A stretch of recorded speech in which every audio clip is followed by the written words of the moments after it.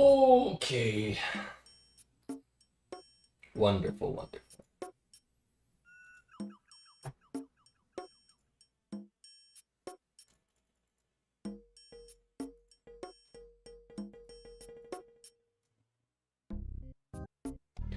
Welcome, everybody. We are back doing some more Barrows. Let's take a look. I mean, we got some gear upgrades, as you can see, from the last time we streamed. Main things that we got are Aram Staff, which gives us max hit, and the Infinity Boots, and the Imbued Zamorak Cape, which gives us a little bit of accuracy and also contributes to getting our max hit up. So, very nice. Very good. Ooh. Wrong one. I was fishing Crombons. BKR. Yeah, I like to do a lot of my fishing or just more tedious grinds offline. Same reason I have a whole bunch of Moonlight Moth mixes in the bank. God damn it, they took my combo eat. Every time I come through here, they take my combo eats. But yeah, I got a bunch of Moonlight Moth mixes. And those are really easy to get, so I'm going to be a little bit looser with using those. Mic volume is extremely low. Is it? I mean, I'm hitting the yellow and the red with my audio interface here. Yeah, I mean, I don't know. Alright, let me check. Yeah, I don't know what the problem is. I don't have that issue on my end or on the stream proper on YouTube, so could be your volume, but I don't know. If it is an issue, I'll look into it, but from what I can tell, there's no real big issue here. Cha. I'm at 80 volume on my side, full volume on YouTube. I don't know what to say though. Oh shit, I forgot my fucking errands, god damn it.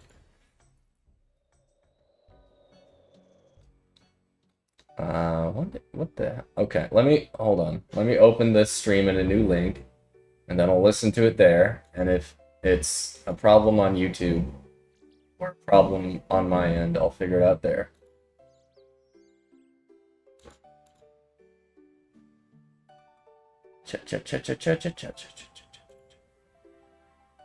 I mean, I appreciate you letting me know, but I'm pretty sure the audio is fine.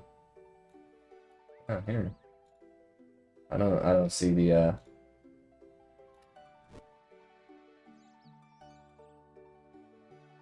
Yeah, no, audio's fine. I don't know what the deal is. I'm sorry if this is a horrible experience and you can't watch it. But yeah. No, everything looks fine on my end.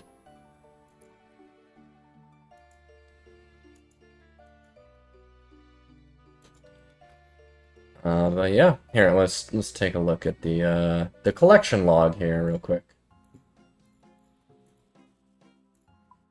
We're not doing good as far as dupes go. I mean, 5 Averox flails. That's not fun. We're sitting at pretty much the same spot we were for the past couple streams. Really just needing the Carols, and honestly, as soon as I get Carols, I'm just gonna send the Fire Cape.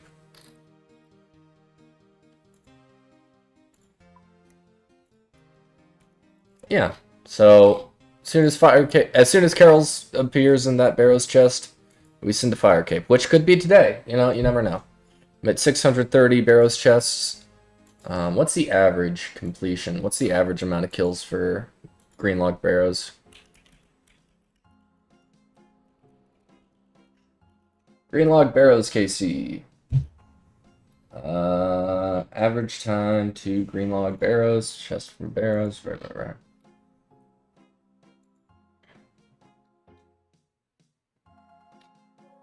Not looking good. I mean, I'm expecting to go over 700 KC. I'm expecting to go over 700 KC. That's just the unfortunate fact of the matter. I would be really happy if we could get the Carol's Top sooner rather than later. But we'll see.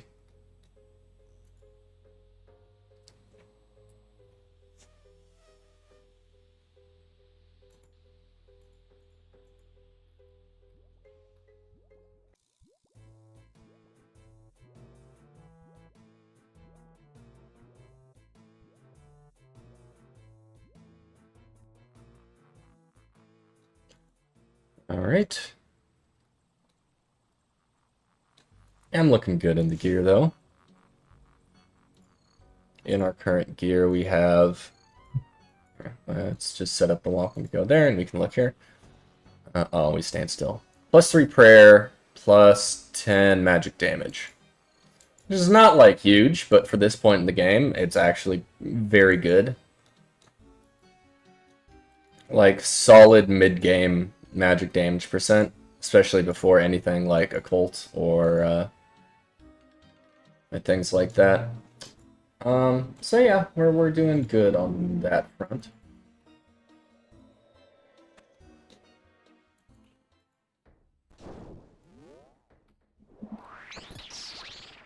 And we do get a max hit. So now our Death Rune Wind spell is actually doing the same max hit as the Ivan's Blast, which is nice. Ivan's Blast is a lot more expensive to cast.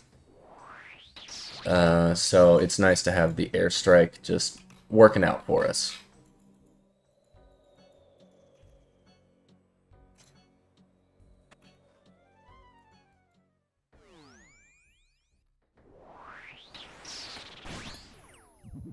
Whoa.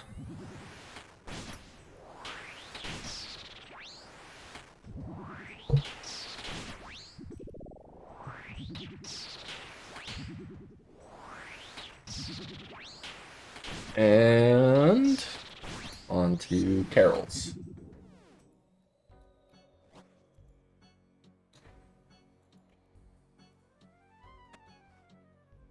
And look at that, we're killing these things so fast, we're barely using prayer in these rooms.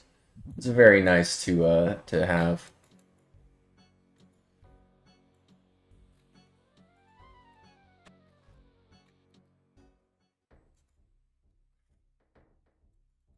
Alright, Darox hits me for 23 because I didn't put the prayer on in time.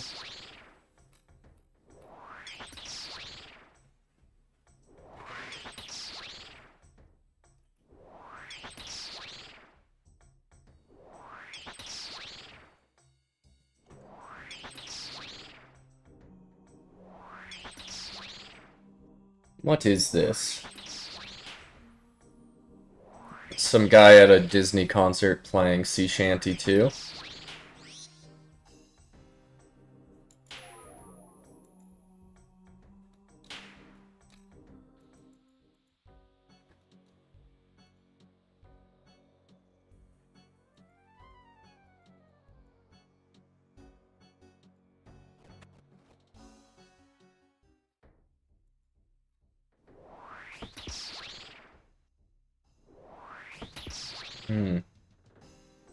Okay, it's not really Sea Shanty 2, it's the same.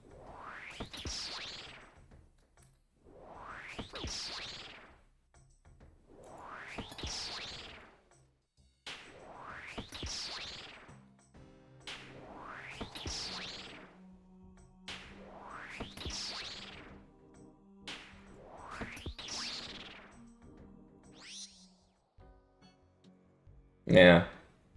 I mean, that's cool. Old school RuneScape music at a live concert. I don't know. I'm not, like, against, like, EDM or, like, house and trap and all that, and all the electronic genres. I'm not a huge fan of, like, taking a song that isn't very synth-heavy and very, like, computerized, and then making, like, a remix of it that way. Because, like, Yeah, the theme's right, but the feeling isn't, right? The notes are right, but the feeling of the music isn't, to me at least.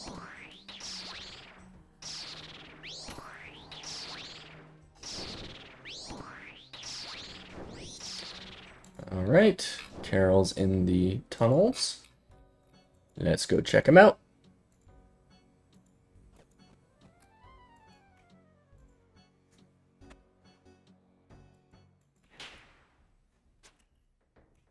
And in we go. We can get away with using a dose of prayer here.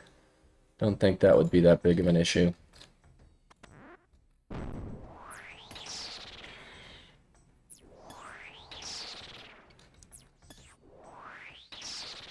I'm not going to use any prayer on these little guys here, because don't really matter that much. And you can... I'm a tank. I tank these all day.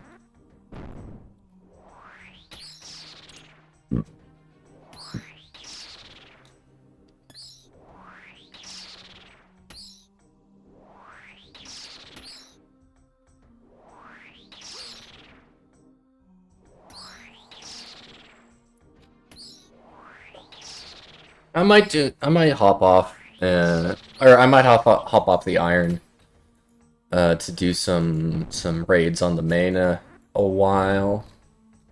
I don't know. It depends who comes and logs in today, because raids on the main would be really fun, but also getting the iron raids ready is more fun. So yeah, we'll see. And here's the thing. Here's the thing. I need to get 85 crafting. Yeah, I need to get 85 crafting. Let's take a look at this. Current crafting level to 85. That's 3 million XP. Okay. 3 million XP to get to 85. Okay. So we're gonna need like 75,000 molten glass, and then oh, that's gonna hurt. That's gonna hurt the bank, or that's gonna hurt my wrists mining all that. Let's pray here. Keep us from dying. But yeah, the Barrows grind has set me up really nicely. I can buy actually a couple of onyxes if I sell. I have the Karamja Gloves one, so take those, sell to the rune shop in the volcano, and then buy an onyx from there. And then I can make a amulet of fury. Carol's top. God damn it. Okay, Aram's hood. Another dupe. And it is getting out for... what's it getting out for? Examined. I checked it and said, ooh, 7K. Might as well put it in death coffers. I don't know. Do I want to go over to death and throw this in the death coffer right now? I don't really care that much.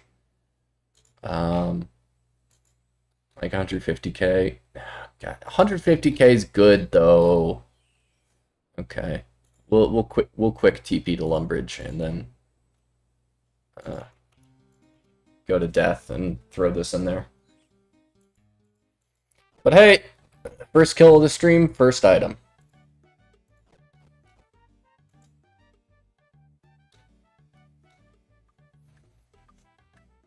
Wish it was a different item, but we got an item.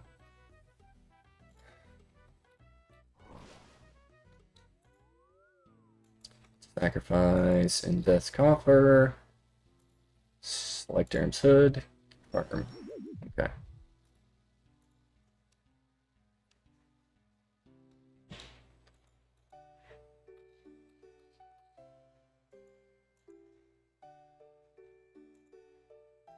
Alright. Is my audio fine? I had someone in here earlier saying that the audio was a bit funky. I checked it on my end. Everything seemed correct, but let me know if there is audio issues. and I will try to address them. But it's hard, you know. Everyone has their own system, and it's hard to tell like how it's set up. So I can only do so much on my end to make sure that I'm streaming audio correctly.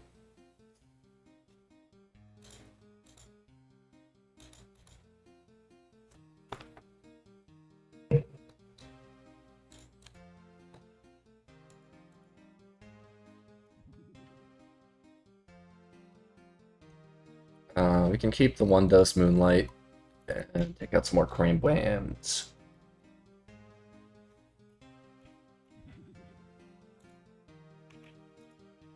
And march my ass on over to the Fairy Ring.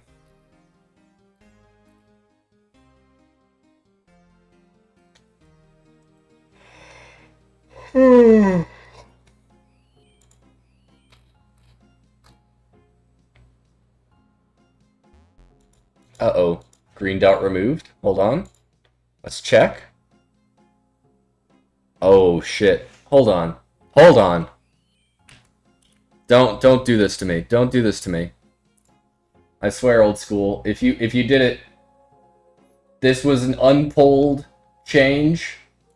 An unpulled change that nobody wanted.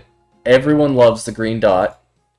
There's absolutely no reason to get rid of it. Hold on, I need to open up my image editor.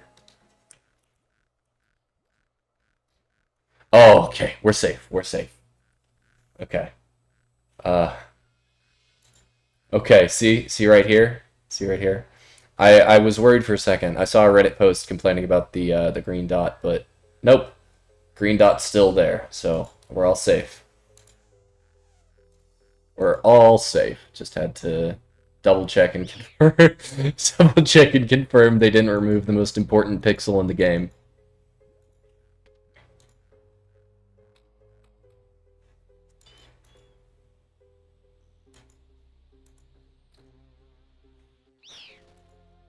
What's this?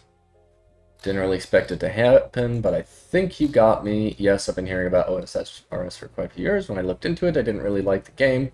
Just clicking things and grind skills, I continued to see some stuff about it, then I randomly started watching Settled and binged the entire Ironman series. After that, about a year ago, I made an account and played for like 2 hours and got bored. With the amount of hype from a lot of streamers, yeah, I play and watch Classic WoW. I decided to log in again, expecting to play for more than an evening or two. A week and 35 in-game hours later, I finished all free-to-play quests. I guess tomorrow I'm getting membership. Okay. Yeah, I mean, if you're having fun with it, then yeah, membership's a good idea. If you have fun with free-to-play, then yeah, just stick with free-to-play. I mean, there is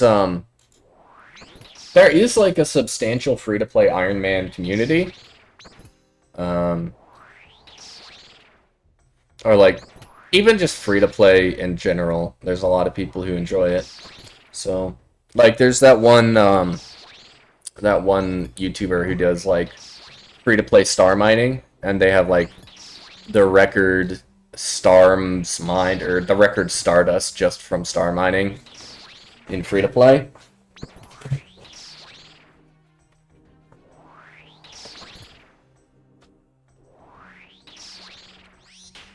I think it's, you know, however you want to play the game is fine. Some people like PvP, some people like,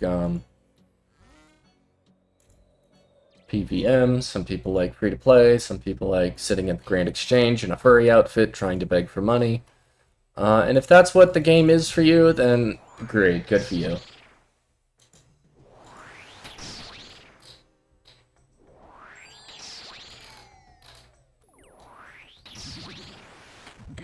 AFK activity. Should there be a Gorilla Gree based mining activity? Imagine equipping a Gorilla Gree and using strength to punch ores out of rocks and stone walls. That would be fun and cool. I mean, sure. That'd be kind of silly. DK Bonanza player spotted. Yeah. That game looks fun. I don't have like a Switch or anything or like any Nintendo consoles, so I do miss out on a lot of Nintendo games. But from what I see and like what people are saying about it, it looks like it's a fun game. Let's sip our... There we go. And then we can just save our double eats for the Melee Brothers in here. Hopefully Guthans is here. Nope. Okay, run back out. Guthan's in the crypt, a little bit annoying. A little bit worse than Torag or Varak. But we should be fine. If he hits us, he might heal, and then we gotta spend a little bit more time killing him, but honestly, not bad. It's not a bad one to have in the crypts, especially compared to, like, Darox. And this is probably why I should have brought a Kudos Butterfly Jar.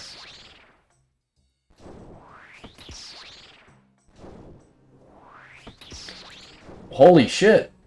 200,000... No. That's a shit post. Someone fucking...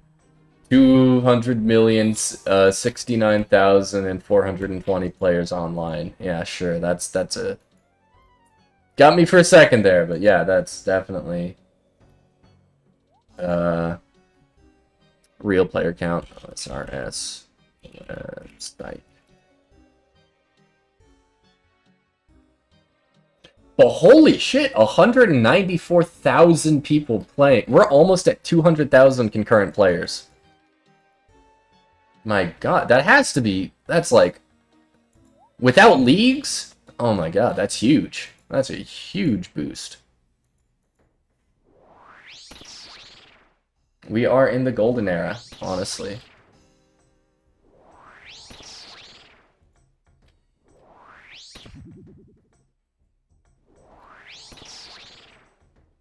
Oh yeah, we did. It looks like we did hit 200k today.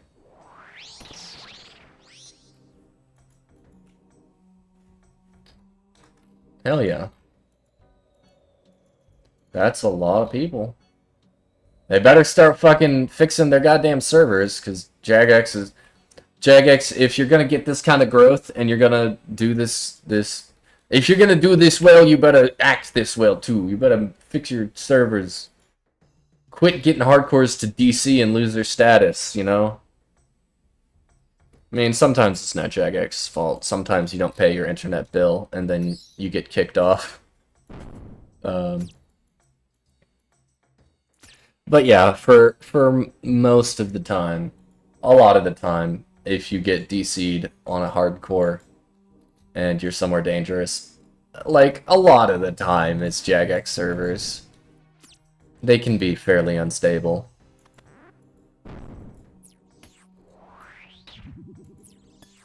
And there's no predicting it, too. There's no way to be like, oh, I'm gonna go do Araxor now. I better find a server that won't shit the bed, because they all can.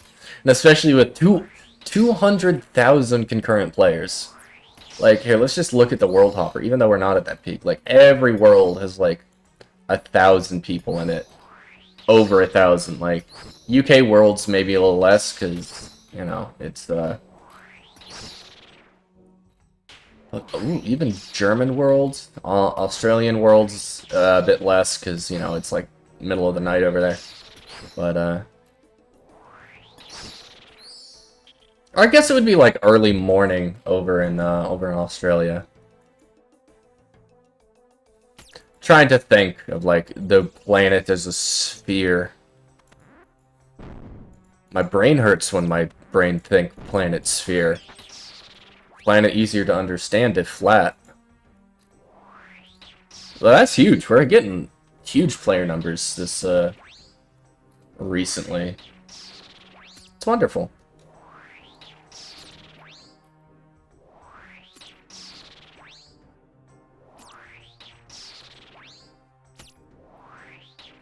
RuneScape music at a rave in the Netherlands. Hotkey for chat box. Chat box would be nice. Forecast on the treadmill. What did this go? Oh, Actually doing Vorkath while he's on the treadmill. That's sick. Yeah, I know some guys, forgetting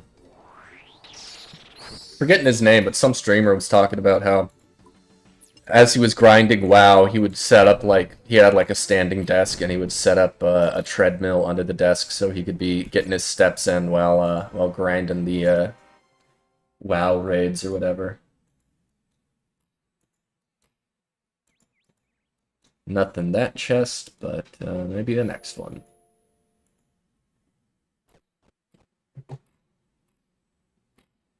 Oh, here, let me pull up my suggestion. You know, because the Jagex mods, Jagex mods wanted to. They put out a call for suggestions on what kind of skilling cape the sailing cape should be. And I thought about it, and I'm like, you know, sailing has a really long history, and there's a lot of lore in the game around the different islands and the different kinds of people you can meet on those islands, and like how that ties into the larger story of old school. So I was thinking, you know, this would be a good sailing cape. Right here. Release Ashihama. No turtles. No turtles. We want mermaids, not turtles. Why would you make... Sorry. It's a shitpost. But, like, it's a shitpost, but it has, like, an actual point behind it. Like, Ashihama has already been established in the lore. The Nightmare of Ashihama came from an island archipelago called Ashihama where mermaids live. That's cool. That's in the lore. That's established. Awesome. Sailing gets announced, and I'm like, oh, hey, cool. Ashihama. That's, that should be in sailing. It's established in the lore. We already have characters from Ashihama. You could easily tie it into, like, Mauritania or the other quest lines. The sailing-specific quest line, maybe. You know what they do? Instead of drawing from the established lore of old school, they invent a entirely new island with entirely new creature turtle people who have never been seen or talked about before and who nobody asked for. And, you know, you want to add turtle people? Fine. Fine, I'll give it to you. Jagex, you have some scaly fetish? I guess mermaid's scaly too, but like half human, so I don't know. That's a fine line. That's a discussion for another day. But turtles, pure scaly. I don't care what you have to say. So if that's where you want to go with it, that's fine. Add the turtle people. Add the frumpy turtle shitters. However, for every turtle you add, you better add a mermaid. You better add for every island of new creatures you add, you better tie in an old established place that already exists in the lore of the game to the real game. Like there's no reason Ashihama should not exist in old school. And unfortunately, it looks like the first release of sailing isn't going to have it. But I hope I can be a activist for this. I can stand on my soapbox and shout at Jagex and tell them Ashihama deserves to exist. You already made it exist in the lore. You said it was east of Mauritania. Yeah, it's east of Mauritania. So yeah, hop to it, Jagex. Where's my Ashihama? Where's the mermaid people? I don't want turtles. What the hell, turtle people? It's not that like I don't want them to add new animals or new characters or new like creature types. I'm just saying like the turtle people felt like they sort of came out of nowhere. Like, nobody really was like, oh yeah, you know what this game really needs? A bunch of turtle people on an island who have never interacted with the main game. They've never even, like, we have loads and loads of islands and continents and people interacting across oceans. And for some reason, this gigantic island in the middle of the ocean full of turtle people, something that you would think would be really important, like, if today we, like, discovered an island the size of, like, Costa Rica, and it was full of people with, like, 4 arms, that would be in every newspaper. Everyone would know about it. It would be very hard to keep it a secret. But in old school, there's just, their explanation is like, oh yeah, they're just secretive and they never interact with the outside world. That's why you've never, ever, ever heard of anyone even remotely close to this existing. Whereas in Ashihama, mermaids exist in a number of forms. There's the, like, the underwater mermaids with the fishtails from, like, Fossil Island. And then there's, like, that mermaid girl from the Sleep Dungeon who's in front of the Nightmare, who, like, reclaims your stuff and gives you a little bit of lore. Like, it just feels like the Ashihama would be a more organic island to add to old school than the Great Conch. Which is, like, it's fine. I don't really care that much if they do add the Great Conch, which it's looking like almost certainly they will. Which is fine. Like, there's new content there, there's new quests there. I'm confident they'll integrate it well with the rest of the game. It's just, it feels to me like they had a better option for, like, a new island to create, you know? And they went, instead of going with, like, established lore, they were like, let's make something new. I don't know. I like the lore to be a little bit more consistent, even though the game and the lore is rather silly. It doesn't take itself super seriously, which is why, like, oh yeah, what if there's a big island full of turtles? That's like, it sounds like a shitpost, right? It sounds like a shitpost. It sounds like someone making fun of the sailing skill, you know? And I know it's like, oh, they're doing their best. It's well-intentioned and everything. But still, if someone came to me, like, 2020 and said, oh yeah, sailing's coming out and there's gonna be turtle people, I'd be like, why? And that's still the question I'm asking. Why turtles over, like, any other established group of creatures in old school? Oh, I don't know. Just feels a little out of place. Again, I don't mind it. It'll be, like, woven into the story, and it'll make sense. Just like Varlamore. I mean, Varlamore has a better history because of, like, Gentle Tractor designing it way back when, and then, like, it getting teased for a long time before they added it. Like, I felt like we have... There's no teasers. There's no, like, lore in the world or quests that sort of allude to the fact that this island is out there. It's just like, oh, one day we learned how to ride on a boat, and now we know turtle people exist, even though boats have been in the game forever. You just couldn't sail them yourself. So, like, do you get what I'm saying?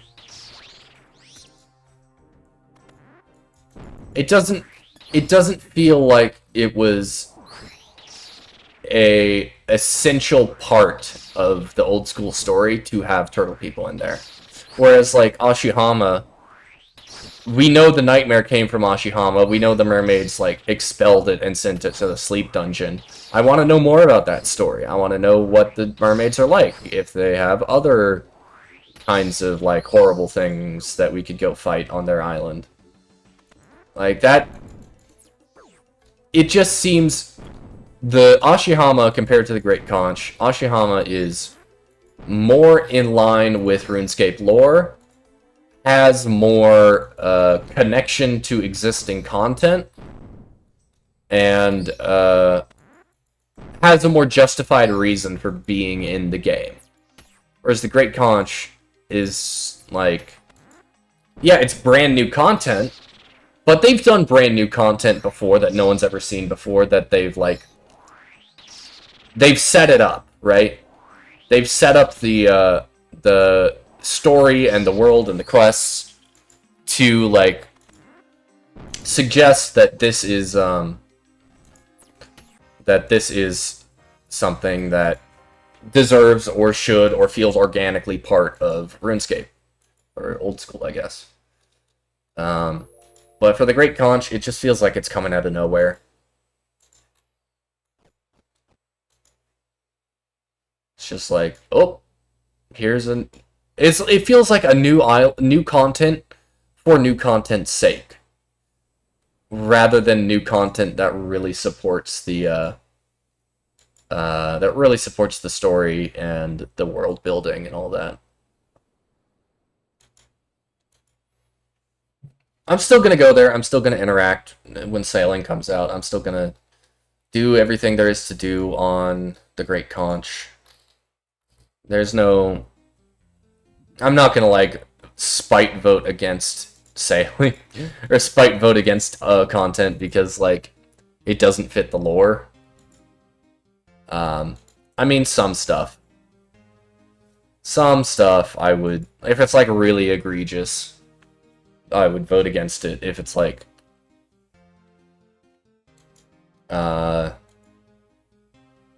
something stupid like, oh, Xanaris just crashed into Gielinor. Good luck, fuckers. Varrock is now a giant crater. Like, that kind of shit would really be, like, a step too far.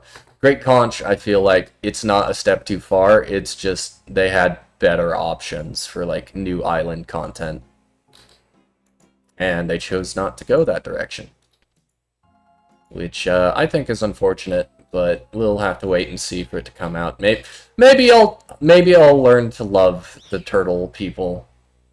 Maybe the hate in my heart will dissolve once I meet them and live amongst them and grind on their new skilling content for hours at a time. I don't know, maybe. We'll just have to wait and see. But I'm still, as long as sailing is going to be a skill in the game, I'm going to keep saying it. Ashihama needs to be in the game.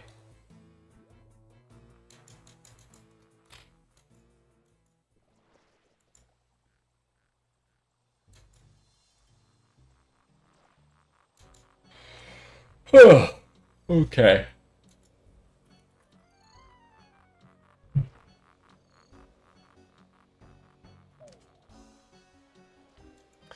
Let's see.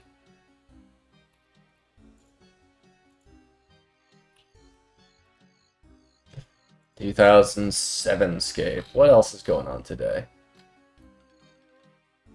Monkey Guard does not seem to drop bones for RFD. Okay. Count automatically rolled back. What's this? What's this? PK logged in, so I logged out, logged back in. For some reason, I spawned halfway between Rev Caves and Vedion. I run from Rev's Caves with none of the loot but full supplies. My KC had always... Oh, that's weird. Logged out to a PKer, and then when they logged back in, they got, like, rolled back. That's a strange bug. I'm not sure how exactly that happens, but... Alright.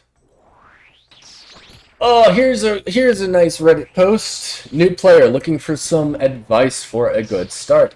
I've watched Mad Season and Savix play OSRS, and I've decided I want to try it for myself, so I've been playing for a week or so.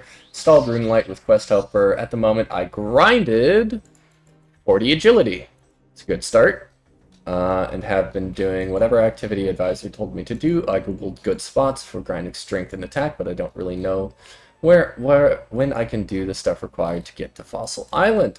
Should I continue doing quests the advisors tell me? Which should I pick or prioritize? For this guy, I'm going to suggest the optimal quest guide. There is a dual key for OSR. It's called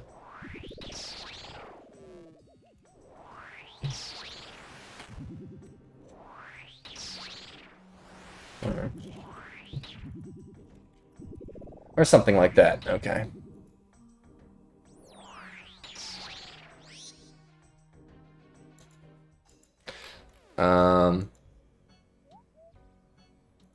There is an optimal quest guide, something like that.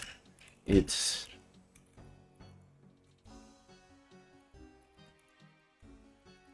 good. Alrighty.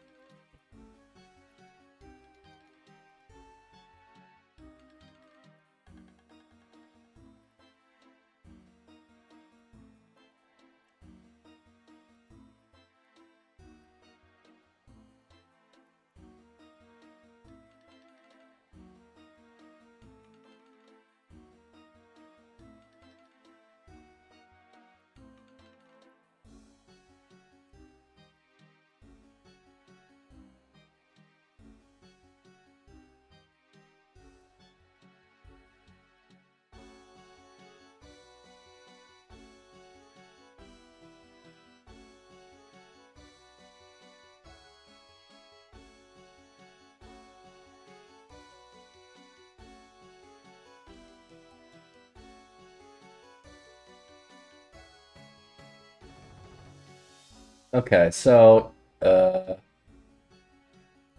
if you want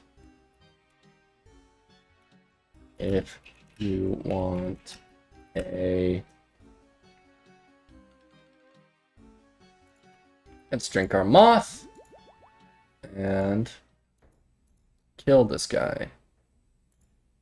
Oh, he's in the tunnels. Good thing I brought a 2-dose because I'm gonna need it.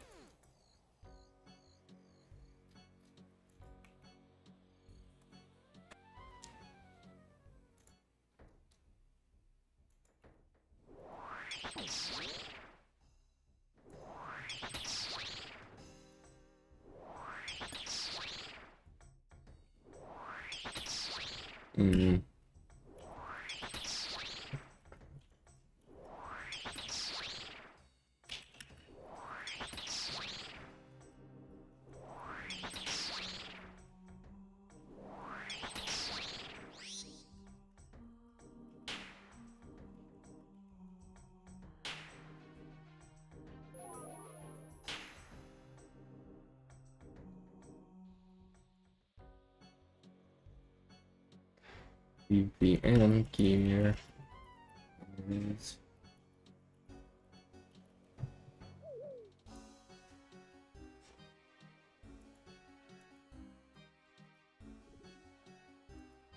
for a lot of content besides the stuff you are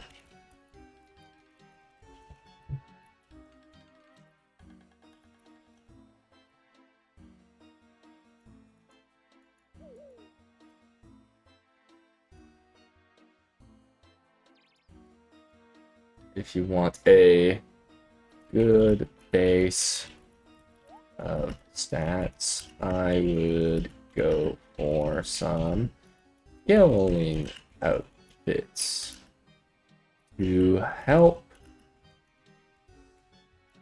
get passive bonus.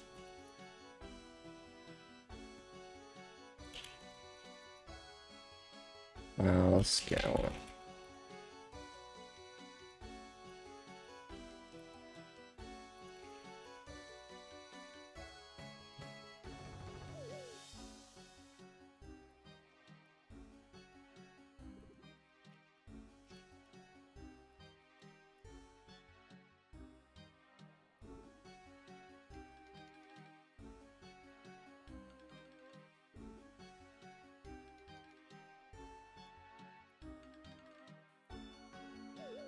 There's a wiki. Okay, so this guy's asking new player. What should he say? What should he do?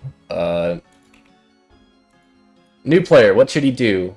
He watched Mad Season and Savix, and he's probably coming from Classic WoW, if I had to guess.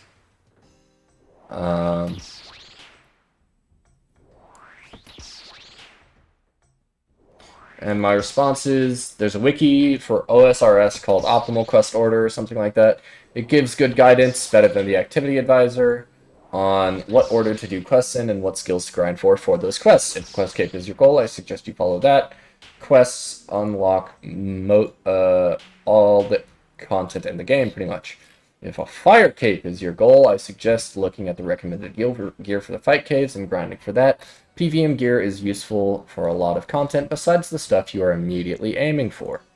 If you want a good baseline of stats, I would go for some skilling outfits to get some passive bonuses while skilling. Really, the game is about setting your own goal and finding a way that works for you to achieve those goals. Alright, yeah.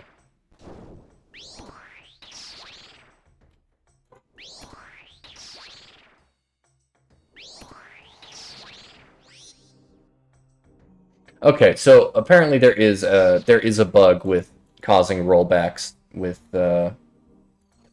Rune Light. Yeah, a lot of people are talking about a rollback that just happened. Oh, apparently Alfie got rolled back too. So it's happened to everybody. That is unfortunate. Yeah, I would hate to get a nice drop and then get rolled back. Usually you only have to worry about that on, like, Wednesdays when they update, but, no, apparently it's, Ugh.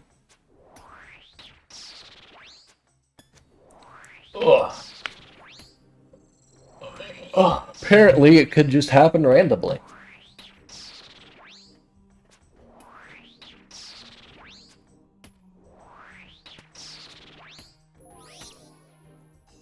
Okay, that's Carol's done, and then I can just sort of sweep up the rest of these guys to get myself up to about 80% reward potential. Only at 66 right now.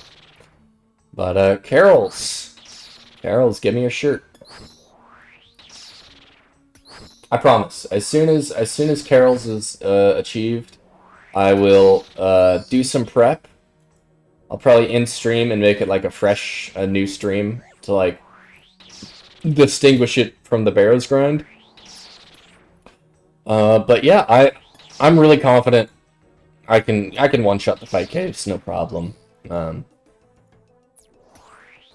I'll check my gear setups to see what I really want to bring. You know, I was thinking of grinding out, like, ranger boots for the fight caves. But, like, ranger boots are gonna take a while. They might not be worth it to go for right away. But, like, here's the thing. This is why I've been putting off, like, the fire cape. Fire cape is easy to me. It's, like, unless I'm, like, super distracted, fucking up, I don't expect it to be a big issue. But so it'll be like a nice easy thing to knock out, but I've never done the ranger boot grind. And so I'm like, well, I gotta get the ranger boot grind out of the way anyway, and it would be helpful for... Oh, for fuck's sake! No! Another Aram's Hood! How many is that now? Oh, okay, that's... Oh my lord. 6 Aram Hoods, 5 dupes on the Aram's Hood. Oh, that's horrible. That's awful. That just makes me upset. I don't like that at all. Okay. What was I saying? Oh, yeah. Ranger Boots grind. I think that would be fun. I mean, I've never really gotten that heavy into clue scrolls before on the main, because like, I mean, for an iron, there's a lot of good unlocks from specifically medium and hards. I'm just gonna go to Lumbridge real quick and throw this in Death Copper. But medium and hard diaries, there's some pretty good rewards, like Bless God D'hide, which I'm kind of skipping with Carols. I mean, Bless God D'hide would be nice for like Sarah God Wars. Maybe Kriara, but Kriara I would really, I don't know. I'll have to look at how I'm gonna do Kriara solo, because Kriara just hits like a truck, and I really need some like one. I need good tank armor, so Ring of Suffering for sure at Kriara. Because I'm definitely gonna get Ring of Suffering before I get the DT2 rings. I mean, can you imagine grinding out uh Leviathan just to go to Kriara? I mean, yeah, you could. It's like a little bit more DPS, a little bit more accuracy. But I think the thing with Kriara, especially if you're using like Diamond Dragon Boltsy, is your accuracy in damage is not as important, at least for longer trips, as your tankiness. What else? What else? What else? What else? Potato with cheese. Swap those around and monastery teleport. So yeah, I'll look into.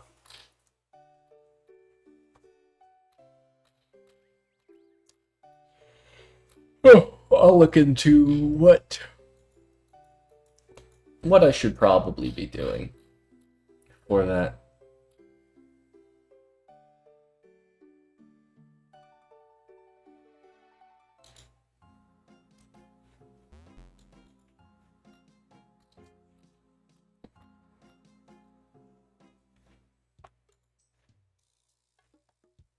Task only Firewatch location.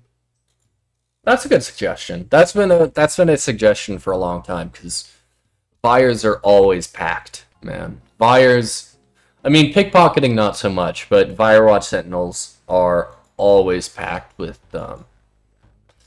I mean, bots a lot of the time, yeah, but recently there's that guy who's like multi-logging on 100 accounts at the same time, just grinding blood shards. And I'm like, he proved it. He's proving he's just multi-logging. He's not hacking or anything. And multi-logging is completely allowed in the rules. But this one guy is multi-logging on 100 accounts. He could have, he could lock down entire worlds, right? One guy could lock down entire worlds of buyers. And, yeah. we need an option. They're just too good. That's the problem, is buyers are just too good of content. They're too AFK. They're too, like, supply inexpensive. You just run to the altar, restore your prayer for a little bit of HP, and by the time you need to restore your prayer again, your HP is regened anyway, so it's like completely free, and you just sit there and take like non-degradable armor, and it's free. It's completely free. Vires are just way too good content for like an AFK moneymaker. So that when you like get a Slayer task for buyers and you go there, every world is just packed with like 3+ people, and it's hard to get. It's hard to find a spot. Hard to find a little spot to wiggle on in there. So I would really, I really think a task only buyer's location would be a good decision, a good addition.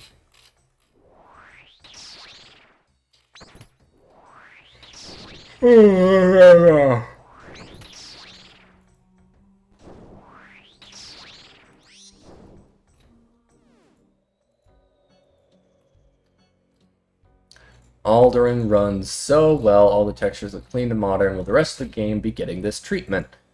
Been traveling. And had to resort to my MacBook Air M4 while away from my PC, but even on PC I can tell the new content on Alderaan runs smoothly, and the textures and everything are cut above the rest of the game. Is there anything confirmed by Jagex that the rest of the game is going to be getting this treatment? I mean, okay, so the new rendering client is coming out. I think you can try it out right now. I don't know how much that really changes. I think it uses the same textures and definitely the same models, but I'm pretty sure it uses the same textures for everything. It just renders them in a new way to make it like more compatible with like future development and modern hardware. So I think the improvements to the rendering engine is more like technical stuff more than trying to make the game look nicer. But I think that, you know, old school HD official client stuff, you could touch up some of the older locations. You could give, you know, not change too much, but, you know, give some of the older things a facelift. It's not like out of the ordinary for old school to update older models even. Like, I mean, I promise you, like, for stuff that people don't really care about, like the improving the wall textures on Lumbridge Castle, some people would be like, ah, whatever. But like, if you give them the option to like, oh, use the new textures or use the old textures, I think no one would really mind. But, however, big but, if you decided to revamp the models of mammoths in the wilderness, there would be riots in Falador. I can promise you that. There's some things in old school that, like, there's no good reason they should be this old and annoying. There's no reason we should have to deal with, like, outdated models and, like, the Nail Beast nail screams being louder than any other sound in the game. And then, you know, what happens? They put the Nail Beast nail sound. They're like, should we reduce the volume of Nail Beasts? And you put it to the Vol, and overwhelmingly, people are like, absolutely not. It's super funny that this is the most annoying sound in the game, and anyone who does temple trucking should be subjected to the torture of hearing a Nail Beast scream in their ear for, like, however long it takes them to clear that encounter. Like, that stuff, it's silly. It's like, it's not really that impactful. You can turn off the sound if you want. There's plugins to change pretty much any sound in the game. So I don't see a problem with, like, keeping a funny, like, it's a piece of, like, RuneScape culture at this point. Like, the first Nail Beast to scream in your ear, that's a memorable experience. Or, like, the first time you use an ACB spec, that's a memorable sound that you're gonna be like, what the fuck, the first time you hear it. But, like, it'll grow on you. The problem with Nail Beast is it never grew on me. I still think it's really annoying. I still think it's a horrible sound, and I want to turn my sounds off every time I hear them. However, it's really, really funny that everyone who does Nail Beasts has that experience. And through Stockholm Syndrome or a commitment to the old school feel of the game, the community has collectively decided that, yeah, everyone suffers. Everyone has to suffer because Nail Beasts are funny, and it's funny when everyone has to complain on Reddit about Nail Beasts. Or someone encounters Nail Beasts for the first time, and they go on Reddit, and they're like, this is annoying, can they change this? And everyone's like, fuck you, no, we're keeping it.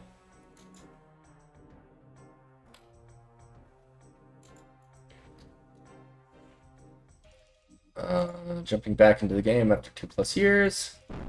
Do you know about Rat Attacker? Isn't that just the guy who's like in Lumbridge just killing rats and he's just called Rat Attacker? He grinded 99 strength only on rats. I've never done that, but would not recommend. Would really recommend.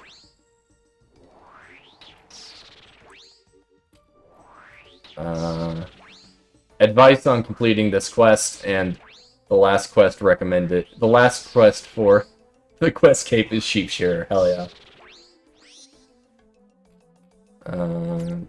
Yeah, I can open that door.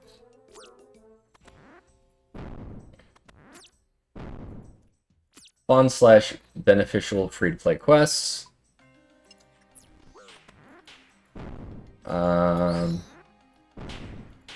Hello, recently started playing. I'm not sure what quest to do. Give me something. Nothing.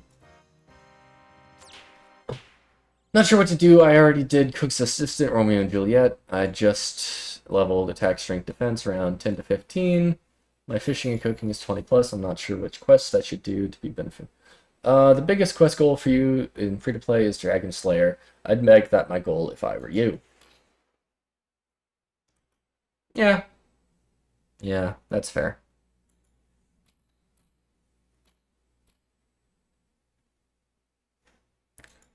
Varrock bank robbed. Yeah.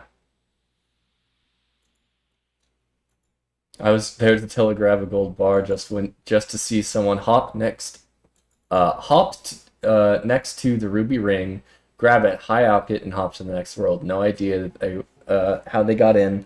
Was too slow to grab their name. Yeah, let's just crack the clue 3. Although for someone who hadn't kept up with crack the clue 3, it's really funny to see it's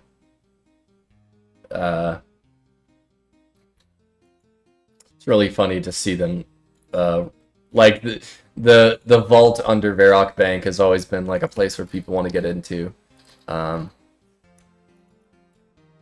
So it's kind of funny that we finally are able to.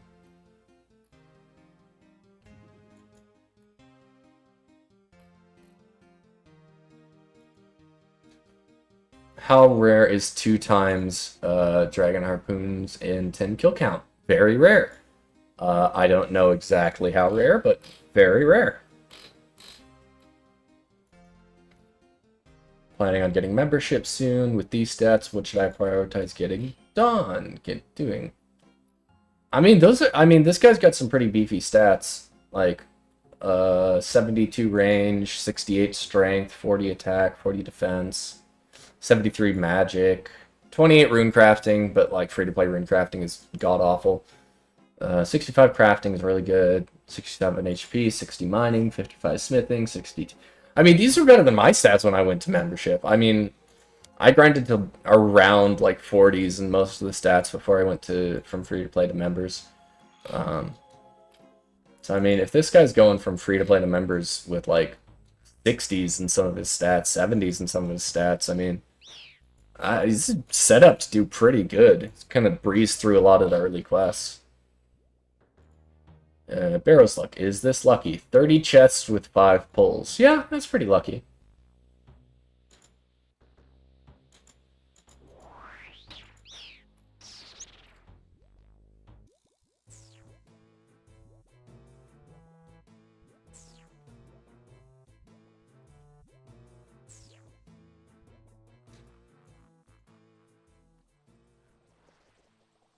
Cha-ching.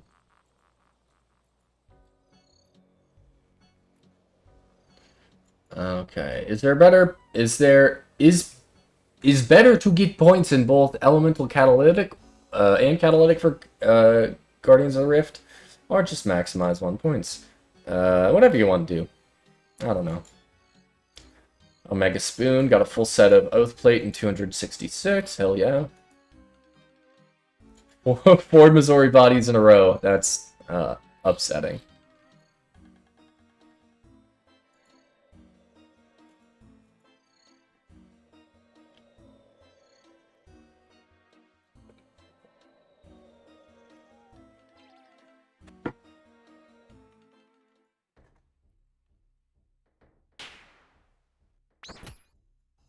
Oh shit. I gotta pray.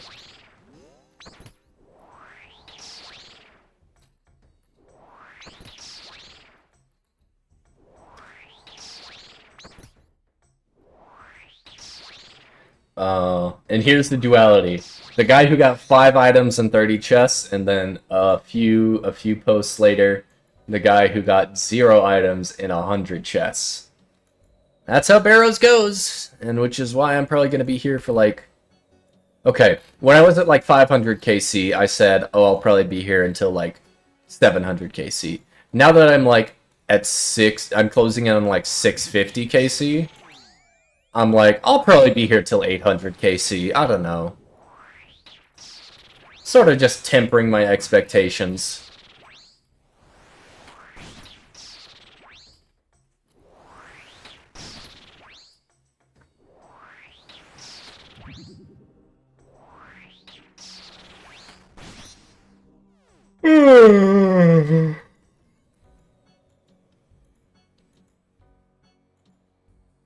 But, yeah.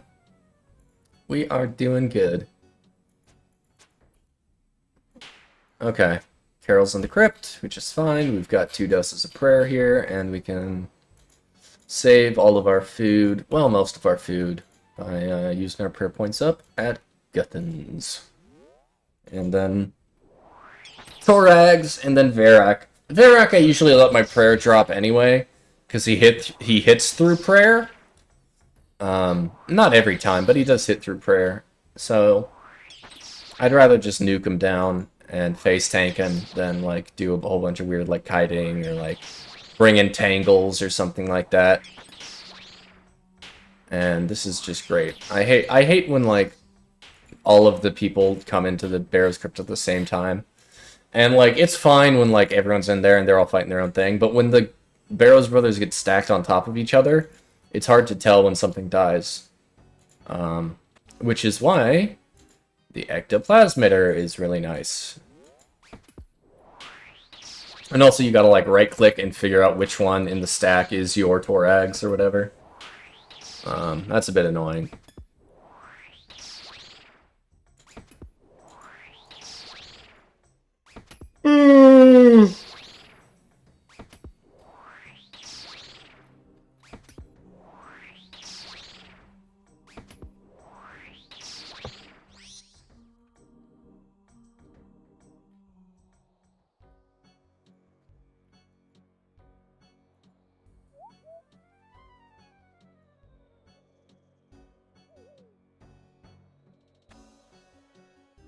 Savik's reacting to Theater of Blood music.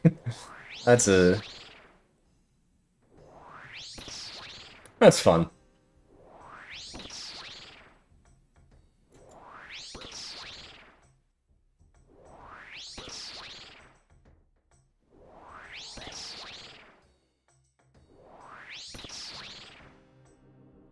What's this? What's this? Price chart.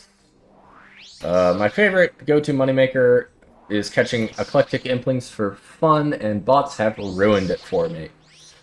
Yeah, it's unfortunate. If something's a good moneymaker and has low requirements to get to, or even high requirements to get to at this point, I mean, Jagex has been doing a pretty good job of banning things. I mean, the Zulrah nuke, they nuked a whole bunch of bots at Zulrah, and that really helped the prices there. So I feel like they're doing all right with like bot prevention, that sort of thing. But like you can't get everything, and especially stuff with low requirements like Puro. That's going to be a hotbed for bots.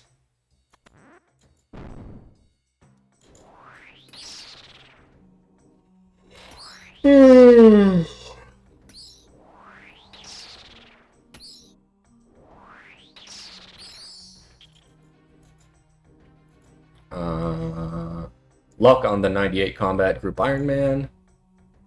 Oh, got a Magma Mutagen. Hell yeah.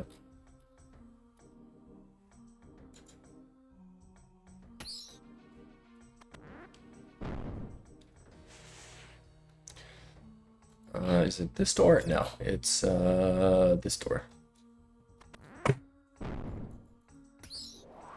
Gotta kill a few minions in here. Oh.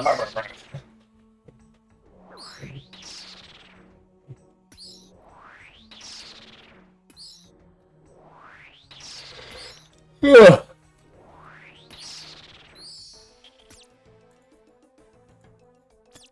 Don't kill the rat. I swear, I'm gonna get like 85 magic by the time I'm done at Barrows. Gonna be. I mean, I say that, but Carol's could be right here, so you never know.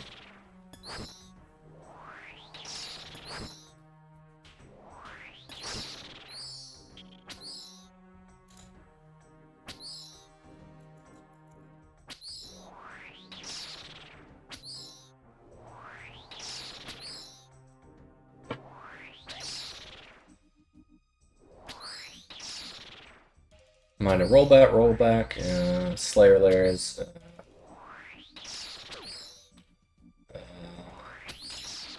Discussion post for my ideas about raids 4 and 5. Actually, hold on. I heard a friend of mine who's like, I heard a friend of mine who does a lot of TOB talk about raids 4. And that's something I wanted to look into. So, OSRS raids 4.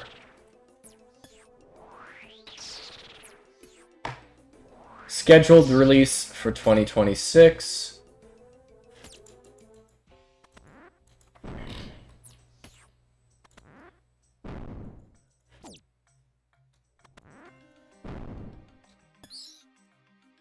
Oh yeah, okay, yeah, so at the Rune Fest 2025, they did announce that Raids 4 is aimed okay, here's the key word. They're aiming for 2026 for Raids 4. I mean, they've been pretty good about, like, if they're announcing something, then, yeah, it's gonna release around the time that, they announced it for.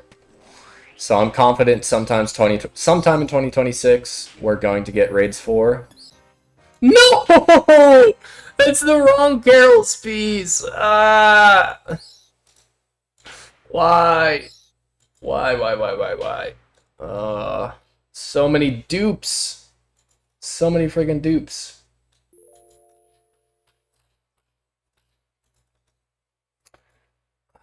Okay, that makes 5 Carol skirts. Let's see.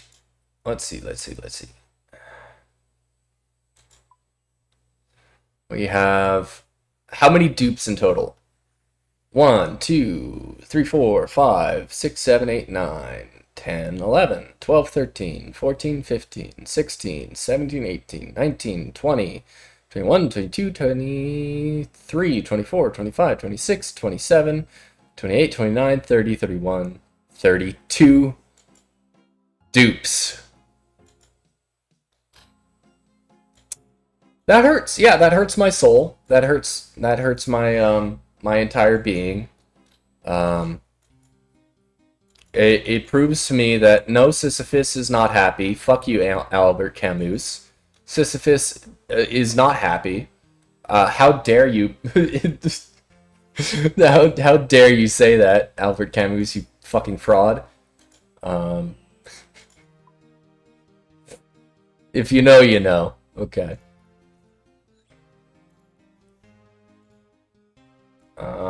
But raids, raids 4. Can you talk about raids 4?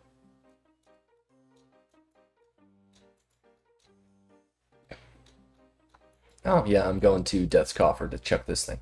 Actually, how much is this compared to its death? Yeah, definitely going in the Death Coffer.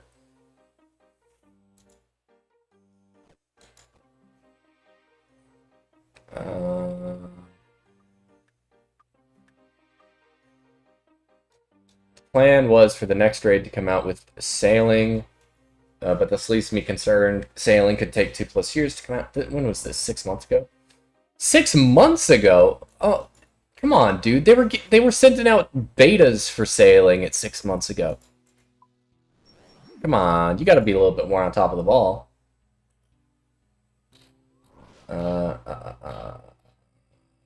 Raids 4. Okay. So, Raids 4, this is just from what I heard from a friend of mine who is much more in tune with like high-level PVM than I am, because I mean, I do a lot of like solo PVM, um, but I've never completed the Inferno. I have all the stuff on the main to like grind it out, but I'm like, if I'm gonna commit to like grinding out the Inferno, I might as well do it on an account where like it actually is impressive, rather than a main account where like I just bought the Tebow and Missouri and the harmonized staff, like, and also, okay, this is I've never tried the Coliseum. I hear the Coliseum is actually a lot more fun than the Inferno, purely because it's shorter. I think that's the big selling point for me as to why I would like do Coliseum over Inferno, because it doesn't take like an hour to get to like the boss. Because the Inferno is just so fucking boring. I get to wave 50 and I'm like, oh my god. Like, you get past like wave 50 and every single wave is just like, okay, do it right, and do it right another like 20 times. You got this far by being basically AFK for like half the encounter.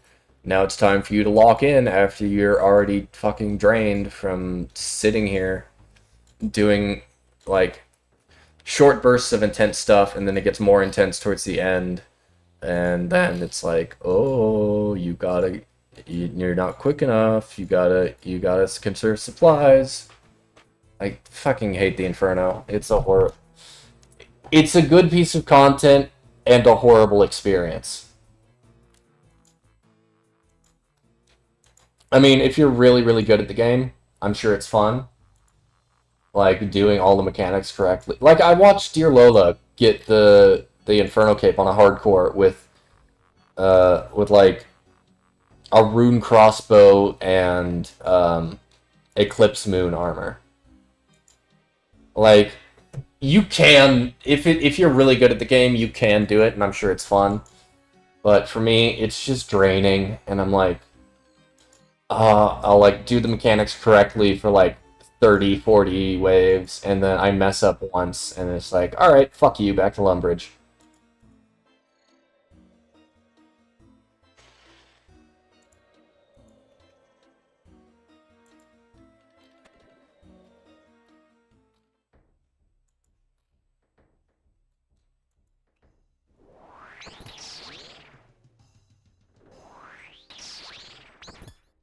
No, no, no, no, no, no. If we're getting it, okay, we already have enough raids. We have 2 raids with shit puzzles. Okay? Chambers of Zarek and TOA have dog shit puzzles that like contribute very little to like the experience of the raid. And I mean, how many times has Monkey Room been nerfed? How many times have they made Monkey Room better? Because Monkey Room was just stupid. Like, Nilos are cool. Because in Nilos, you have a full team of like 3 to 5, and everyone's doing their part, and everything works together, and it's not a puzzle room, it's a combat room. It's focused on combat. But Monkey Room is bullshit. Because, well, at least the older incarnations of Monkey Room are bullshit. The newer ones are a little bit easier. But basically, all Monkey Room did in TOA was drain your supplies before Baba. Right? Like, tell me there's another reason that Monkey Room existed. The only reason Monkey Room exists in TOA is to eat up your supplies, eat into your potions, before you get into Baba. Yeah, and it sucks. Whereas, like, Nihilus in TOB, it's not like a puzzle room before you get to the next boss, or a puzzle room before you get to, like, an actual encounter. Nihilus room is, like, it's a full encounter. It's not like pretending to be a puzzle. No, it's like, yeah, this is combat, and you're gonna use supplies here. Expect to use supplies here if you need to. If you're really good, you won't use supplies here, but... you know what I mean? But, like, fucking Aka puzzle, pushing lights around, and then trying to do a one-down, and then you miss the one-down because one guy was a tick off. It's like, that's bullshit, man. If you're gonna give me a raid, give me a full PVM raid. I mean, I like Chambers of Zarek. But everyone hates Crab's Room, right? I like Chambers of Zarek, but nobody likes Thieving Room. Thieving Room is just... it's a waste of time. I like Chambers of Zarek, but Guardians are stupid. You know, I'm not a fan of, like, oh, this is high-level PVM content. This is very hard content, and with, like, a hard mode content. That means that if you do it correctly, deathless, and everyone does really well in it, you have a chance at getting, like, most expensive PVM items in the game. And then to turn around and be like, oh yeah, you're geared up for, like, super heavy, high-intensity PVM. You want to, like, min-max and be tick perfect on every mechanic. Oh, have Crab's puzzle. Do Crab's puzzle. Oh, do Zebak water running. Like, what the hell?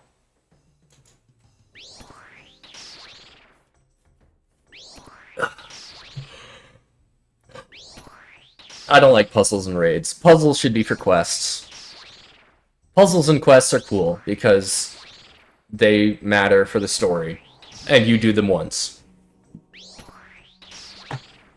You do the puzzle once, you figure it out, and you unlock the thing, and you finish the quest.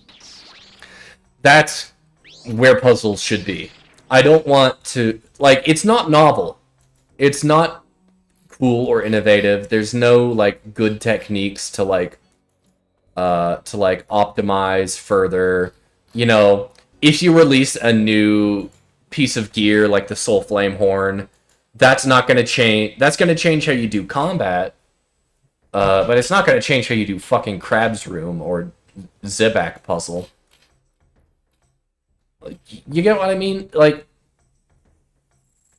there's no room for... at a certain point of being... of raiding, there's, like, no point in improving... There's a skill ceiling for a lot of things. I mean, raids... all raids have a skill ceiling.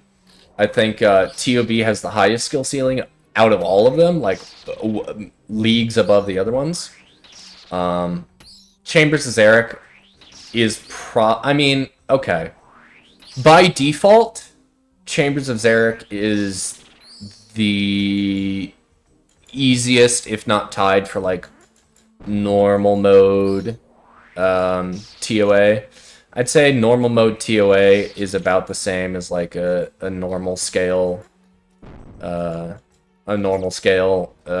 Chambers, but it gets complicated because normal mode just counts the number of invocations, not like the difficulty. So TOA is weird. TOA is weird with it. TOA can either be the easiest or a lot harder than Chambers. But, like, there's a skill ceiling, and you reach that skill ceiling a lot sooner on puzzle rooms. Yes, at a certain point, once you get Crabs down to, like, tick perfect, you don't even need to be tick perfect in Crabs. You just need to, it's very forgiving windows for getting Crabs right. So, like, how are you going to improve doing Crabs? There's no item you could add to the game that makes Crabs rooms better. So when Raids 4 comes out, I really, really, really hope they avoid doing puzzles. Because puzzles are not interesting or engaging or a good way to, like, do skill expression in a raid. Because, like, day 1 through, like, week 1, you might be, like, looking for our optimization ways to make the puzzle rooms go faster, but at a certain point, like, the puzzle rooms are solved. There's no improvement that can be had. But new content, new items, new strats, they're always coming out for, like, PVM content, because new gear really affects, like, how you engage with PVM and how, like, the min-maxing of, like, okay, well, if I use this spec here, then will I have spec energy for this next spec when I need to do it here? Like, there's a lot more interesting interactions that go on with PVM when compared to, like, a puzzle in a raid.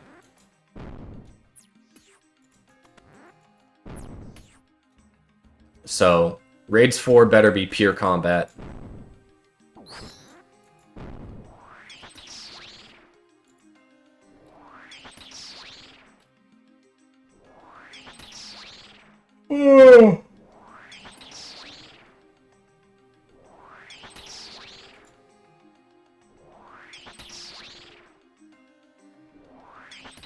Alright, Guthans. I would like your shirt and pants, Guthans, but if you could talk to your brother Carol and let him know that I'm the dry cleaning boy and he needs to give me his shirt. Damn it.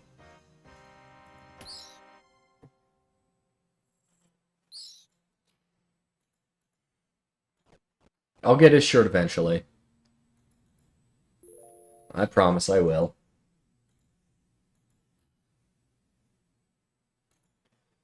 A lot of people talking about the rollback.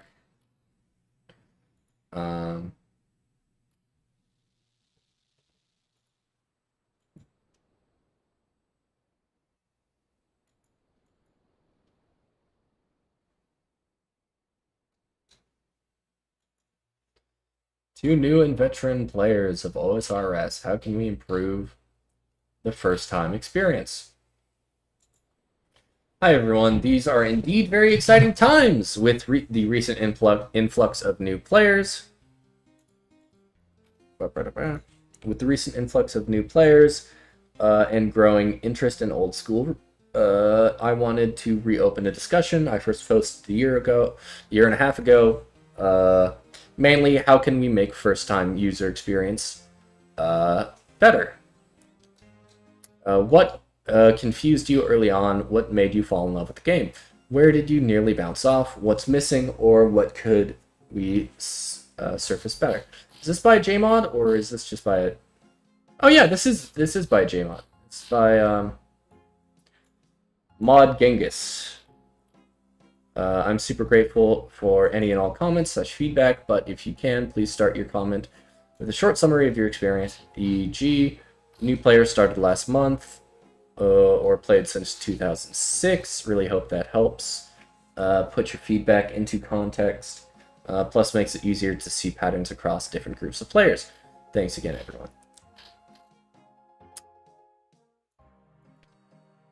Even after removing fail points from agility and buffing run energy, agility is still a skill that causes the most issues. In my experience, it filters out a lot of new players that aren't willing to do long, boring grinds, but it really can't be ignored since even super early into a new account. I can speak for myself when I say that grinding laps of Canifis rooftops is the closest I ever came to quitting, and I actually did take several months off as a result of it. I'm a group Ironman that started back when GIM came out. I'm 85 agility now, still my least favorite skill, even if it is way more useful now. Yeah. Suggestion I saw recently was to make the Chronicle more accessible. It's such a versatile teleport for free-to-play and beginners, yet it is found in a fairly obscure place. Yeah, I mean, early transportation is huge for the game. Like, I feel like a lot of people will be turned off by, like, oh my god, this game is so big and I have to walk everywhere. What the fuck? This is bullshit. But, like, introduce them to the fact that, like, no, you get teleports and you get, like, fast travel to a lot of places and there's a lot of transportation. Like, introduce the fact that a lot of the transportation in this game is unlocked through, like, questing and grinding stats. Um, Basically, what I think would really improve the the new player experience is sort of a little bit more like, I mean, Tutorial Island is like the only tutorial you'll get, and then there's the Activity Advisor. Um, but like, the Activity Advisor could be improved quite a bit.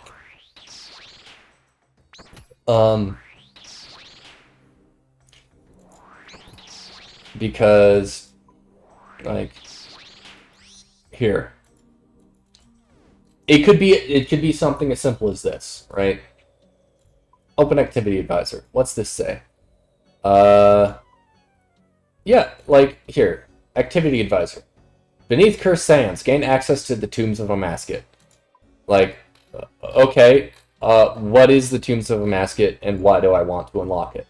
You could just add a short description to the Activity Advisor and be like, Beneath Cursed Sands, gain access to Tombs of Amasket, the third raid in Old School, which, when completed, has a chance of giving high-tier rewards. Right? Something as simple as, like, a short description of not just, like, hey, go do this, but, like, hey, go do this, and this is what you'll unlock, or this is what you'll get. Like, King's Ransom. Learn how to use chivalry and piety prayers, right? It's like, okay, yeah, sure, but what are chivalry and piety? Like, why do I want those? And like a short description that's like, hey, learn to use chivalry and piety. These prayers improve your combat stats at the cost of prayer points. Like, stuff like that. Just short descriptions to not just say, like, this is what you should do, but like, this is what, like, I'm actually going to post that as a comment here on this thread.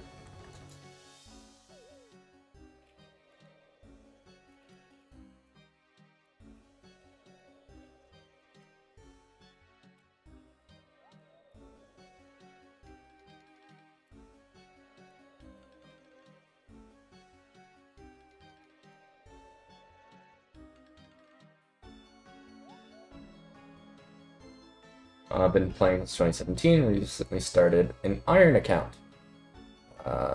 The Activity Advisor is a good start to tell new players what to do, but not why to do it. For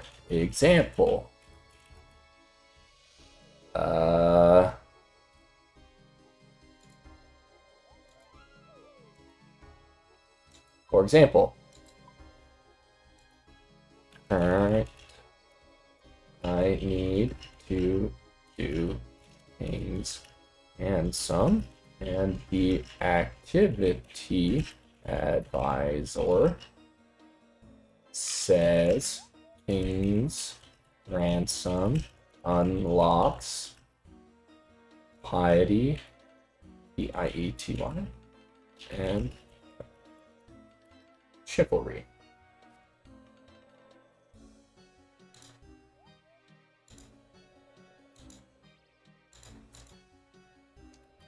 A new player will not know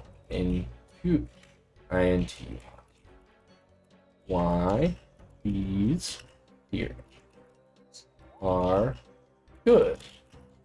A small change to the Activity Advisor to not only say what to do, but why the unlocks from said activity are important.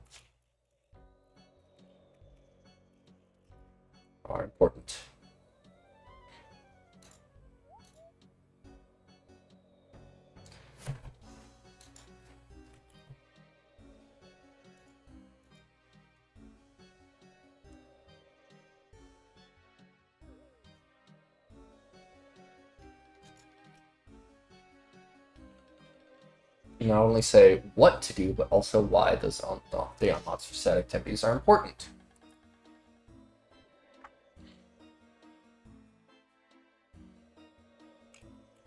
The activity advisor should be able to tell new players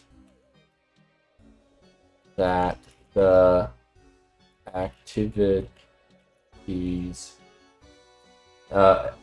advisor should be able to tell new players both what to do and why the unlocks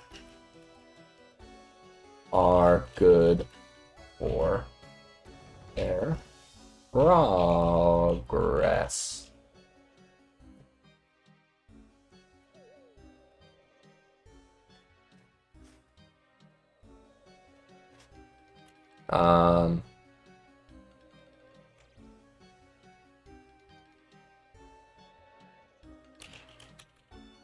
While the activity advisor is currently aimed at new players, it provides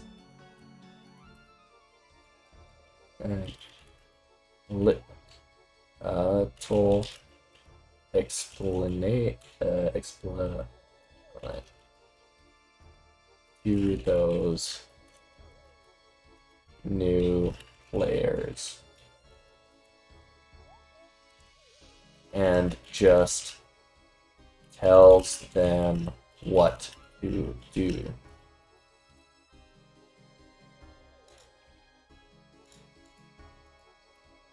I don't think adding a description of how good fairy rings or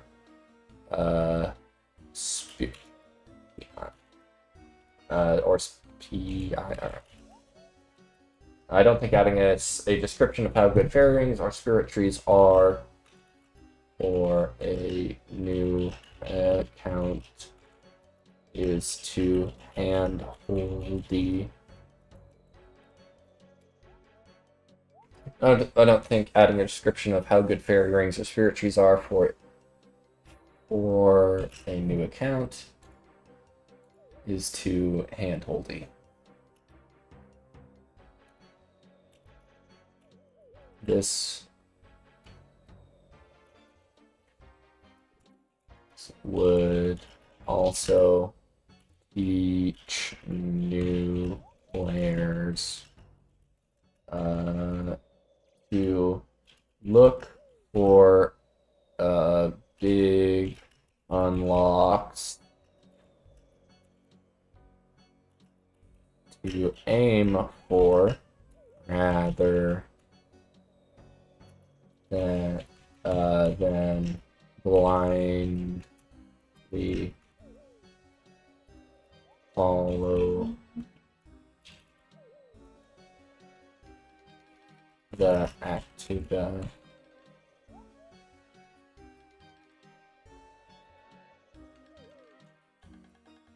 And rather, okay. So, the question from Mod Genghis is, to new and veteran players, how can we improve the first-time experience in Old School? And my response is, been playing since 2017 and have recently started an Iron account. The Activity Advisor is a good start to tell new players what to do, but not why to do it. For example, I currently need to do King's Ransom. And the Activity Advisor says King's Ransom unlocks Piety and Chivalry. A new player will not know intuitively why these prayers are good. A small change to the Activity Advisor would be a small change to the Activity Advisor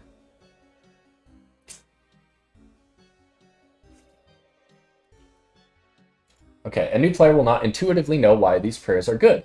A small change to the activity advisor would be good to not only say what to do, but also why the unlocks from said activity are important. The activity advisor should be able to tell new players both what to do and why the unlocks are good for progress. While the activity advisor is currently aimed at new players, it provides little explanation to those new players and just tells them what to do. I don't think adding a description of how good fairy rings or spirit trees are for a new account is too handholdy. This would also teach new players to look for big unlocks to aim for, rather than blindly following the activity advisor. Yeah, I feel like that's fair.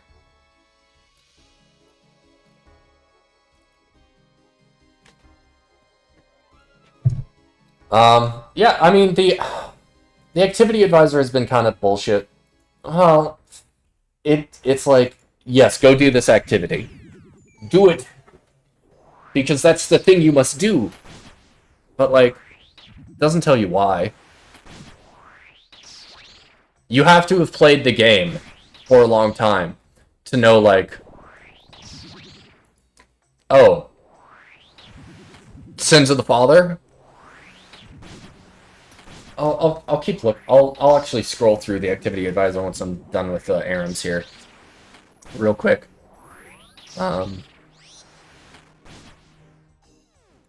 Here, let's take a look. Right.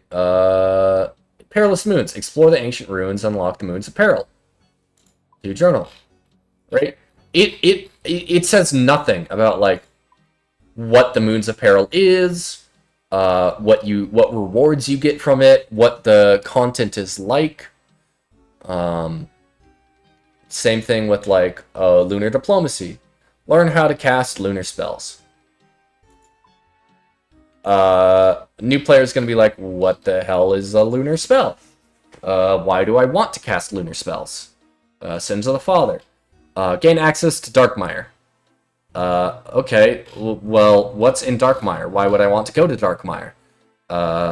You know, these are things that could be very easily just, I mean, I don't know how Jagex programs, they got their own code and whatever, and I could show you some of the games I've tried to make. I'm not good at coding. I'm like, if I were a carpenter, if I changed from like a carpenter, if I could translate my skills from programming to carpentry, it would be, instead of using a saw, I would use a rock. Instead of using nails, I would use duct tape, or another rock. And I would just be slamming things together in like 100 different ways until something worked. And if the chair stood up for 5 minutes, then that I would consider a success. All right. This is to say that I brute force a lot of programming and coding, and all of my code is very inelegant and really messy. And a lot of the time, I'll brute force like 2 different systems, and then like I had a movement system and an inventory system, and independently they worked all right.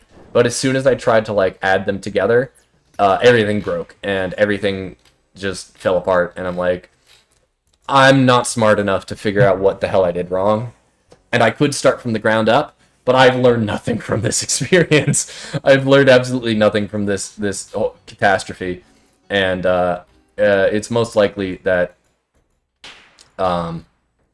whatever issues I have with coding, they're gonna stay there for a long time, and they're not gonna be solved by starting from scratch. But that is to say, I don't think it's that hard to add text to the activity advisor saying like, hey, do Fairy Tale Part 2 to unlock fairy rings.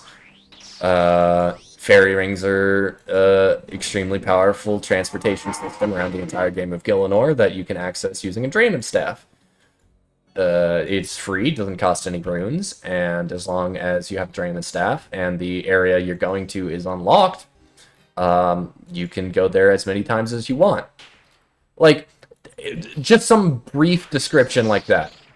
That has, like, straight to the point, like, this game has no mystery anymore. Like, when a new quest comes out, yeah, that's when it's fun. That's when it's a mystery. But even when a new quest comes out, you can sort of tell, like, where to go. If you're on, like, a world with a lot of people doing the quest, you sort of just follow the crowd, and the crowd sort of helps you along the way. And then by like half of the day, halfway through the day one of a quest being released, you already have people, like, messing with the wiki and, like, describing, like, what to do. Because the wiki team at the old school wiki team is incredible. They're so good. They're always on top of the ball. They dig up things that Jagex would prefer stay buried. For example, Sperm Splash from Corp. They dug it up. They looked at the files. They decompiled, or they looked through the source code or whatever of old school and figured out that magic attack from Corp was for a long time named in the files Sperm Splash, and Jagex didn't want that coming out. But nothing gets past the old school team. Nothing gets past the old school wiki team. I mean, so, like, that is to say, if you want to play the game with a bit of mystery and with a bit of, like, a bit of intrigue and, like, progressing on your own way, I think, like, what Mad Season has done, or what is it, not Guru, the other guy, that's, like, the other WoW streamer who's coming into old school and isn't using, like, Quest Helper. Yeah, Guzu. That's it, Guzu. Like, they've chosen to have a more organic experience where they kind of, a more organic experience where they don't really use Quest Helper and they just try and figure things out on their own, which is a really fun way to play. It's a really fun way to play, but I think for a new player, especially someone who's never played old school before, or, like, even someone who's never played an MMO before, right? Because, like, I've played a fair share of WoW, and WoW is WoW quests are nothing like old school quests. I'm not gonna say, like, oh, one's better, one's worse, although WoW quests are worse. But what I mean is, WoW quests are task-based. WoW quests, you are given a task, you complete the task, you return to the quest giver, and you complete the quest. In old school, the quests are narratives. The quests are stories, and you interact with the story, and you solve puzzles, and you might have a combat encounter in some quests, you might have no combat encounters in some quests. You might have to do some different skilling activities for a quest. You might, like... I guess the biggest difference is, in WoW, the quests are the grinding. The quests are how you grind the game. A lot of the time, like, you can grind your combat or your level or whatever, I don't know, on, like, weaker mobs, especially in, like, WoW Classic. Classic WoW, I guess. Where, like, yeah, there's a certain number of quests, but they don't give enough XP, so you have to sort of grind on your own on sort of certain mobs and whatnot to really level up. And that's like Classic WoW. That's why I think a lot of people like Classic WoW, is because it does have that more old school MMO feel where you do have to grind for your levels. You're not just handed everything. But at least with my experience with WoW, the quests basically give you all the XP you would ever want. And if they don't, you just buy the levels you need, right? With old school, you grind on your own to be able to do the quests. And then you get like a substantial XP boost or XP drop from the quest. But mostly the quests are about unlocking content, right? Quests are about you've done you've completed Perilous Moons. All right, you've done that encounter once. And in WoW, if you do a quest like that, you would get like a super epic piece of gear, and that would like carry you for the next couple of levels until you find like a better item from a raid or something, or you do a higher level quest and get a better upgrade. But for old school, it's like, no, you've completed Perilous Moons, and now you have access to grind Perilous Moons, right? You don't immediately get rewarded for a lot of quests, especially even like Desert Treasure 2. Desert Treasure 2 is like a huge end game quest, and the rewards are really, really good. However, you don't immediately get the reward. The reward is more grind. The reward is fun bosses with the chance at rare loot. Whereas World of Warcraft would be like, and this is also a problem I have with World of Warcraft, is timed events, timed world bosses, and timed raids, and only doing one raid a week or some shit like that. It's all FOMO and shit. I much prefer lower drop rates if it means I could grind the fun content all day, rather than, oh, you can only do the fun you can only do one Theater of Blood a week, but you're guaranteed a purple. Like, TOB is fun. I want to do TOB. I want to grind TOB. I don't care if I don't get a purple every time. I don't care if I go dry for 30 to 50 to 70 kills. If I don't see a purple in my name for 100 kills. As long as I'm having fun and doing the content, that's what matters. But like, imagine you're a WoW player. You really enjoy raiding, and you love the... I feel like raiding is a lot different in WoW because it is class-based, and you have like way bigger parties. You have way bigger groups of people raiding. I'd say that the maximum number of people I would raid with is like 5 in old school. I don't know what the next raid is going to look like, but if you get more than 5 people in... You can't get more than 5 people in TOB. If you get more than 5 people in like Chambers or TOA, things start to get messy, and people start dying, and a lot more mistakes pile up, and then you get a worse purple chance. So, like, 5 people at the most, I would say, is the number of people I would raid with.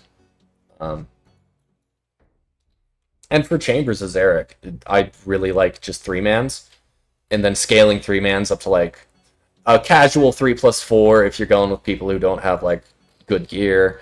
Like, my friend who's an Iron doesn't really have great gear. She recently got a Dragon Warhammer and a couple other upgrades, like an Amulet of Fury. So she's like working her way up to like better and better gear. And as she does that, I can sort of boost the raid scaling up from like 3+4 to maybe 3+6, 3+8. It's just gradually making the raid more difficult as we get better at it. But 3+4s are really fun, because they're like, you get like 80 to 100k points for like a 30-minute raid if you're going like casually, which is fun. I like that about Chambers of Zarek. That's probably why it's my favorite raid, over, even with all of its issues and how many garbage rooms it has.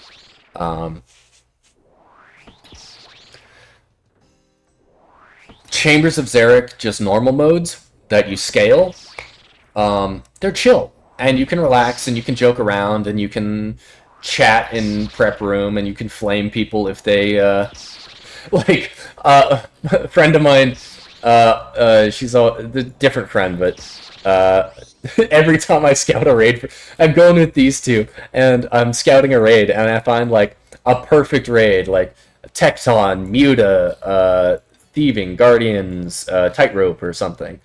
Some like really good setup with 4 overloads and a bunch of like really good point rooms. And then it'll be like, oh no, Scav is 2 rooms back from farming, and they'll be like, what is this shit raid? You scouted a bullshit raid. What the fuck are you trying to do to us, wasting our time? And I'm like, you fuckers. Like, it's fun. You can have fun. Whereas like TOB, even if you're like raiding with friends and you're having like a more casual experience with it, you could fuck your team over really easily. It's a lot more difficult. TOA, I don't give a shit about. I don't like TOA. It's dookie. At least it was. I haven't tried it since the update. I shouldn't be so judgmental if I haven't tried it. I'm sure it'll be fun once I get there on the Iron, especially since I can solo it. And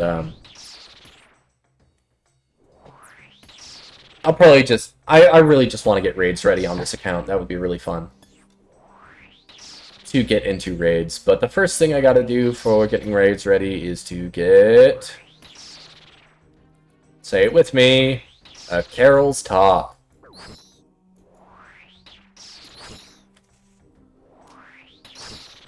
Oh! Carol's Top, please. Oh, damn it. I shouldn't have clicked on the door. I thought I had killed him there.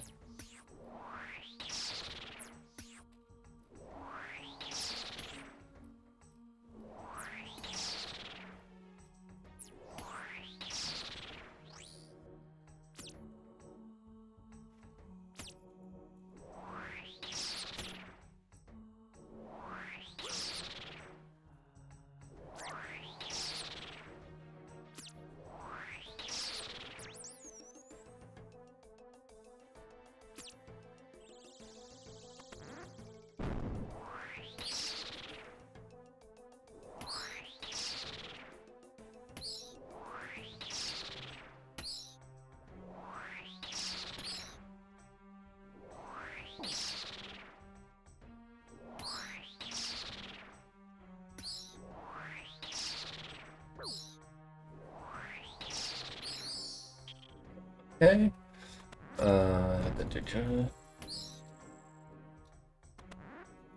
Oop. Carols, don't hit me, please. Don't bully me. Why you bully me, Carols? Alright, fuck it. We're switching up to blood spells, because I want this guy dead before my prayer runs out.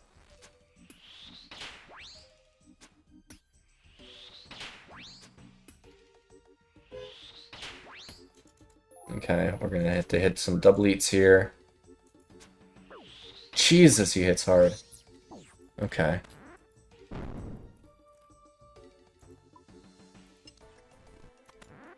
But that's why you bring double eats and prayer potions, because you never know. Carol, stop! Carol, stop! No. Alright, we're coming up on 340 KC. Ba, ba, ba, ba.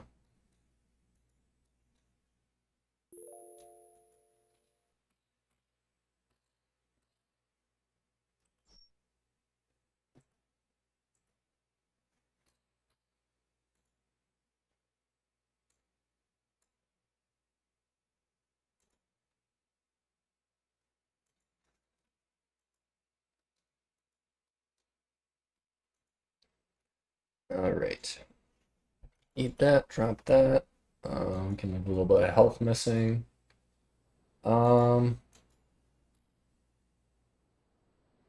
Just lost my Voidwaker PKing and I hopped worlds and I'm geared again.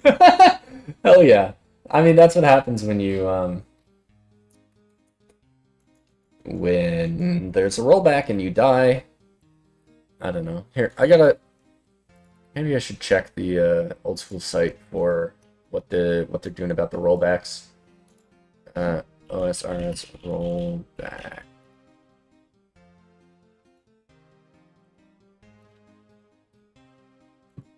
Old school RuneScape on X. This was... Nope, that's an old one. Rollback policy. A lot of people talking about it on Reddit, but I don't see anything officially from Jagex.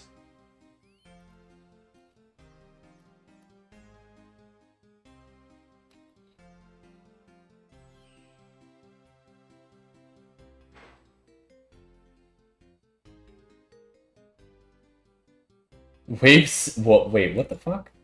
Wave 70 of the Inferno? This guy's multi-boxing in the Inferno. What the hell?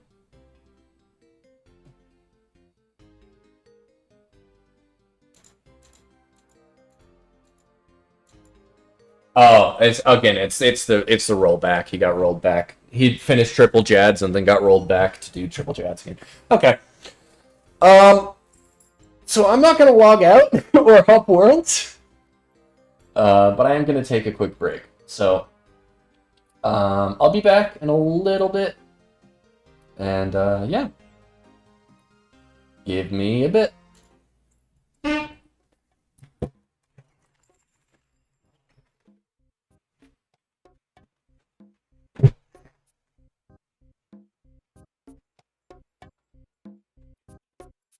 Stay.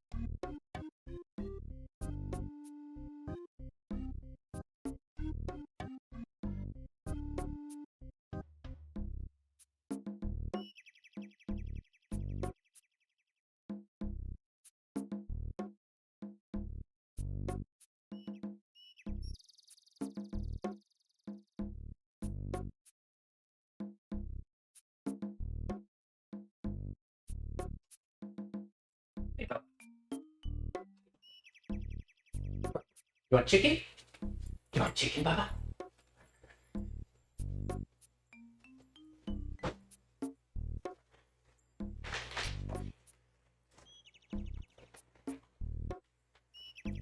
Ready?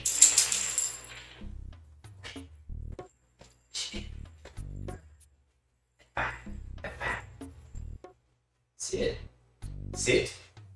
Sit. Sit. Kick. Other paw. Lay down. Hands up. Hands up. Roll. No. Roll. Okay. Cookie. Good girl. Okay.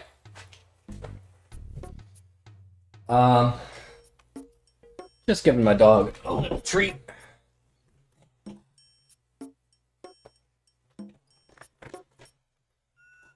Sometimes she gets too excited for the treat to do her tricks properly. So, yeah. She's a little bit dumb, but she doesn't speak English, so she can't get mad at me for saying that.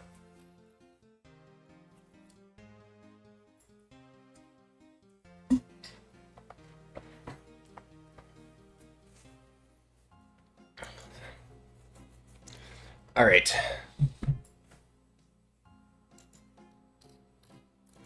Let's get the Carol's top. Free me from the Barrows prison, please. I really want to leave. I really want to just go and get my fire cape. And that'll be the end of it.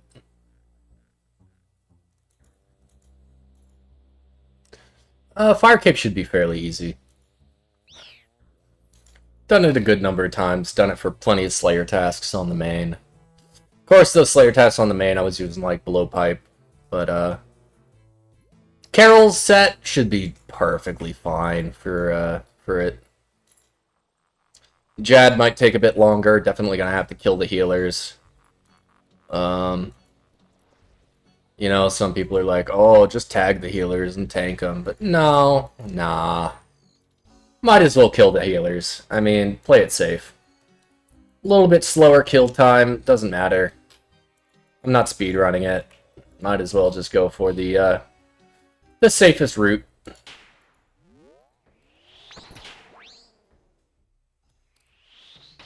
Oh shit. Drop these down to blood spell or death spells. Easy change. Makes the game a little bit nicer. Yeah, it makes the fight caves a little bit nicer if you just take your time and don't panic and use the safe spots. That's what I really want to see. I'm really excited to see all the WoW streamers send their first fire cape attempts and lose their hardcore status because they will. It's like, I'm sorry, you're gonna lose your hardcore status. I hope it's not to Jad, but that would be iconic. A great introduction to PVM. Of yeah, you can do everything right for the first part of the fight, but you fuck up an insta-kill mechanic, and you're dead. And that seems kind of rough, but yeah, that's how like a lot of PVM goes. If you fuck up the hard if you fuck up the mechanics, you get punished. That's the entire point of PVM is. If you are skilled and you know what you're doing and you do it correctly, then you get through it easily. If you don't know what you're doing and you if you make mistakes, you get punished. And because of that punishment, you learn what mistake you made and why it's important to not make those mistakes in the future.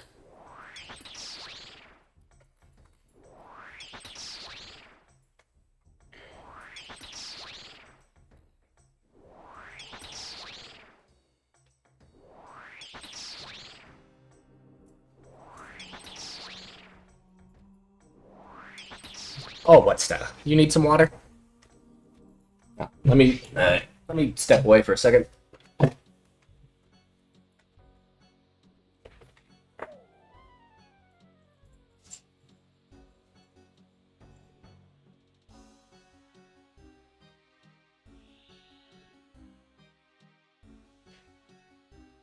Here you go, Baba. Here you go. There you go. Okay, just gotta get my dog a little bit of fresh water, clean out her water bowl. Because, you know, sometimes she'll, like, she's a bit of a messy eater, so she'll take, like, kibble out of her bowl and then drop it in her water bowl, and that gets a little bit gross. So you wanna...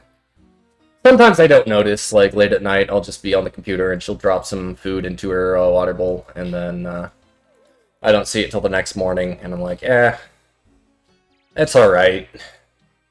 A little bit of wet kibble overnight is not going to kill her, but still, you want to keep it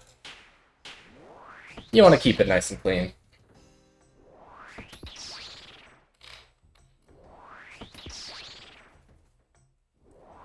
When did Armadale Guard become killable with melee?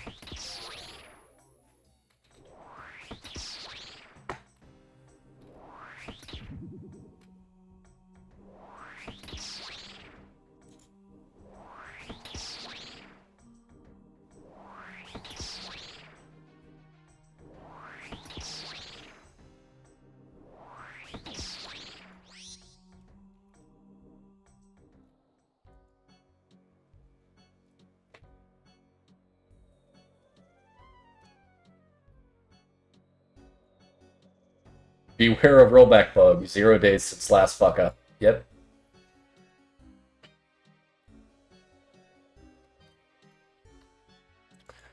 Ooh, it's not a great collection log. 1000 KC at Tormented Demons. 1000 KC at Tormented Demons, and 9 synapses with no Burning Claws. Yeah, not great. Not... I mean, if you're looking just for money, if you're on a main, then yeah, that's not too bad, but... I mean, even if you're a main, you do want to get that green logged. Collection logs are cool and epic. They are cool and epic. And you should do your collection logs.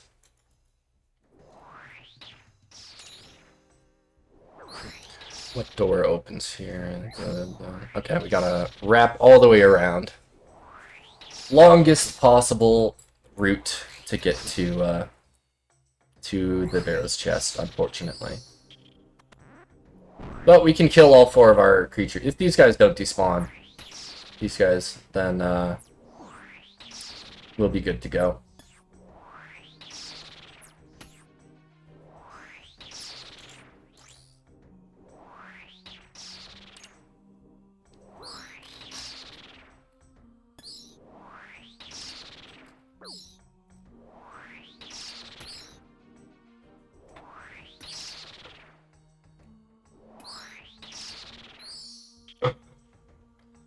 And then kill this guy for our 4th monster. I'm not going to get credit for that guy, so let's move on.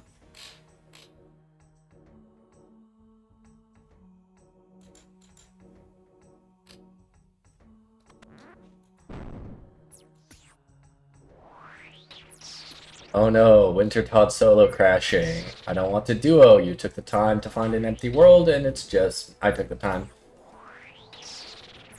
Yeah, crashers at solo Winter Todd are not fun.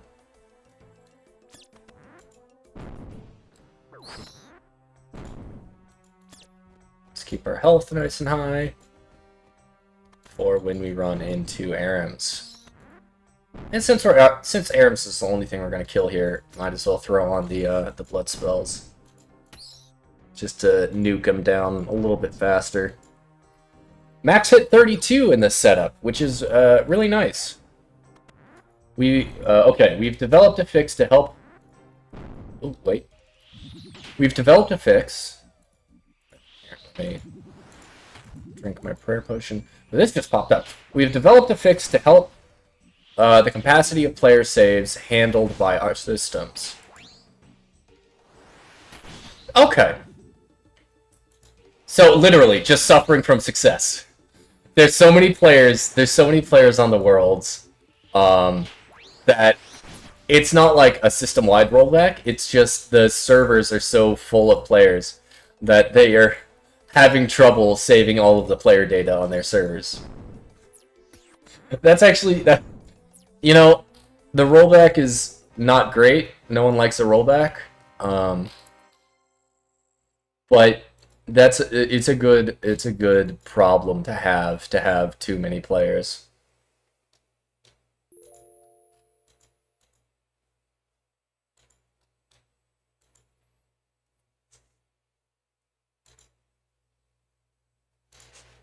But I mean, yeah. I didn't log out and I didn't get rolled back, so I'm feeling fine.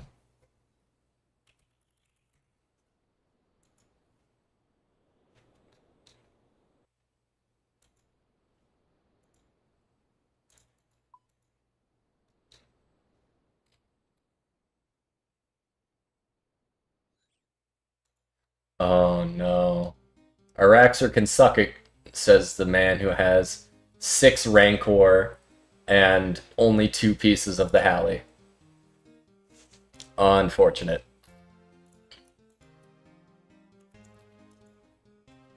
I should probably get a 2-dose. Yeah.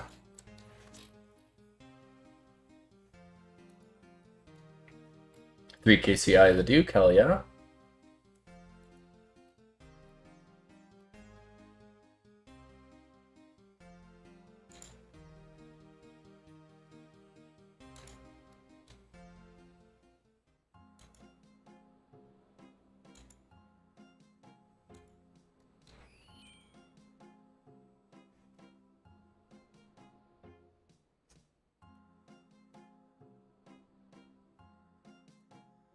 Oh, and you know what happened to this Voidwaker hilt GP calc? The G and get from messages here. I do not care about that. Alright, I'm done with Reddit. Okay. Well, all we got left to do is grind. I promise you, as soon as we get this this Carol's Top, Fire Cape is gonna happen.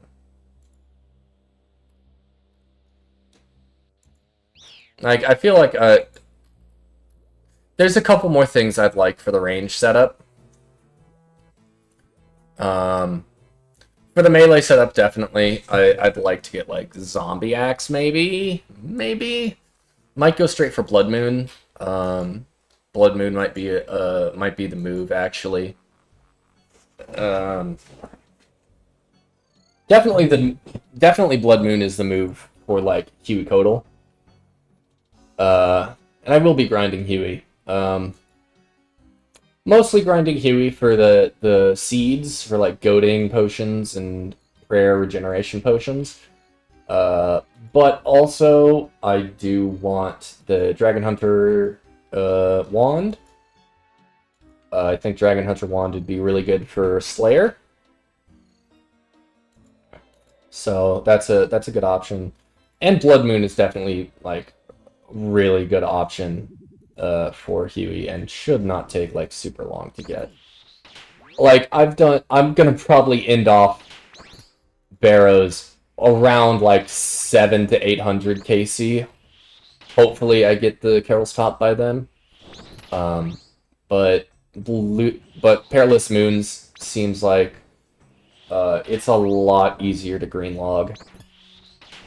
Not because, like, the drops are any more common, just because they have dupe protection.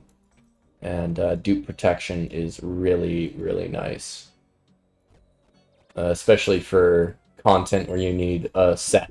Like, set bonuses matter.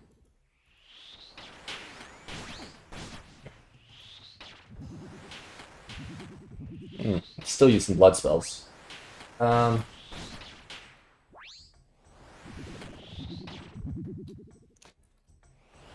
blood spells should be fine for now. Let's just kill Aaron's and then Carol's, and then we'll switch back to death spells.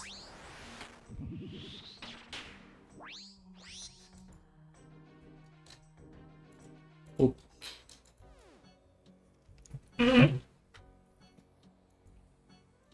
Is it more confusing when I don't have the cursor on screen? I don't know.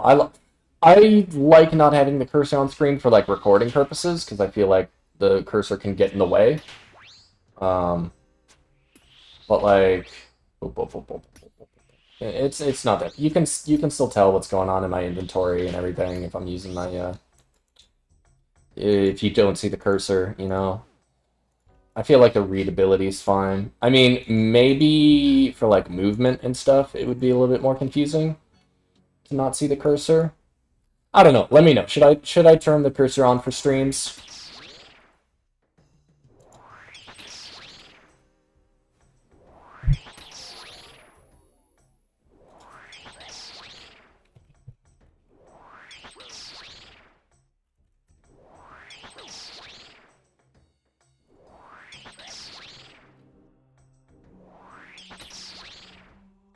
Oh shit.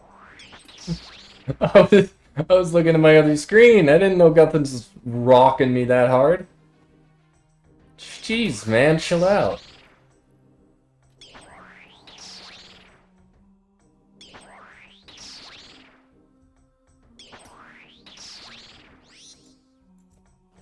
Okay, hold on.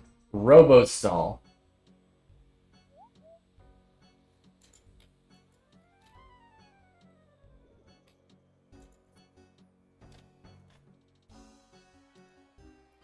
Okay. Okay, this guy looks like he's just doing a... I mean, that's a cool thing. That's a cool thing, like, doing a whole bunch of statistics and shit to try and figure out the optimal strategy for Yama. That's cool. However, mage method fun and easy. So, yeah. I promise you, as soon as I get Tormented Demons unlocked and I get my the Purging Staff, Oathplate armor is mine, and I'll grind out Oathplate.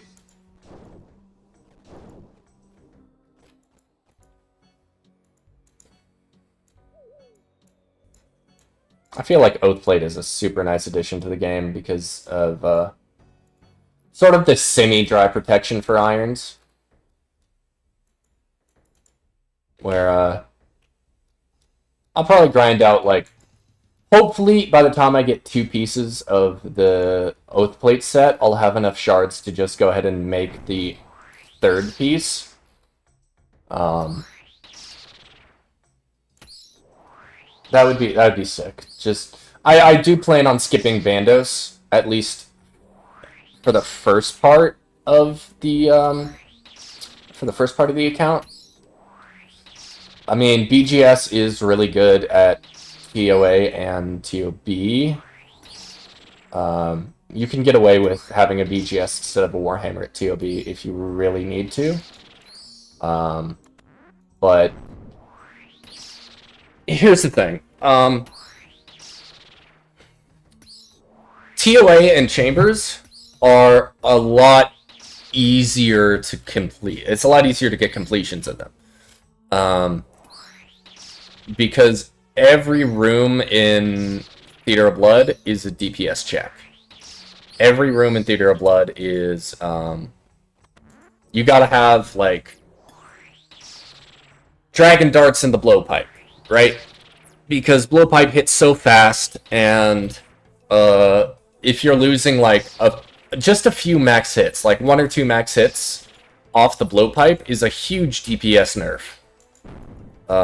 So, Theater of Blood, I'm really not going to start until I have, like, a really big stack of, like, Dragon Darts. It's like 95 fletching, so that's going to take a long time.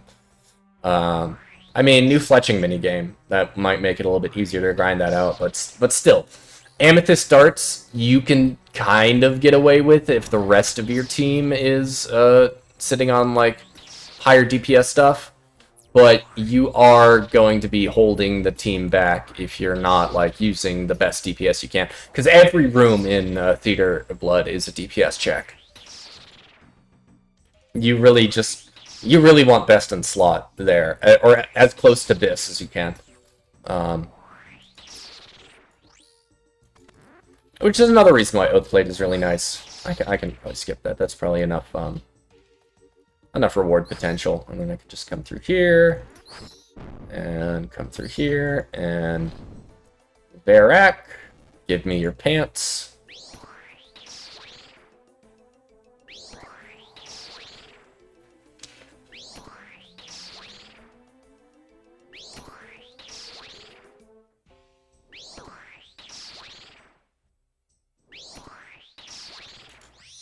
And what do we get? Nothing. Alright. I'll probably go to 650 KC and then I'll probably call it there. I don't see much point. Well, I do see a point in going past 650 because I'm probably not going to get Carol's Top before then.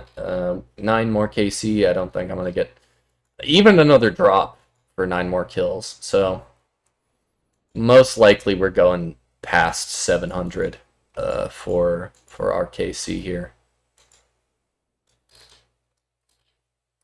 But hey, we're really making progress at the magic levels. I mean, usually magic is lower skill because you don't use it super often. I mean, you do. And magic is really important for powered staves and all that. But like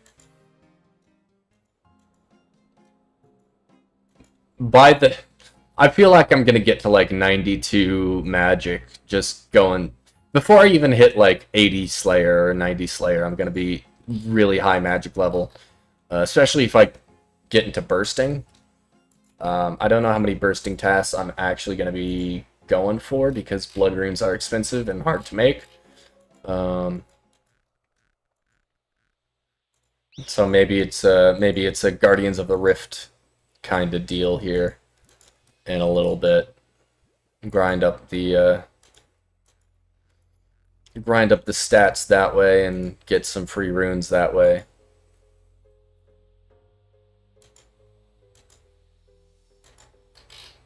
Because you can make blood runes in Guardians of the Rift, you just need the level for them and then the quest.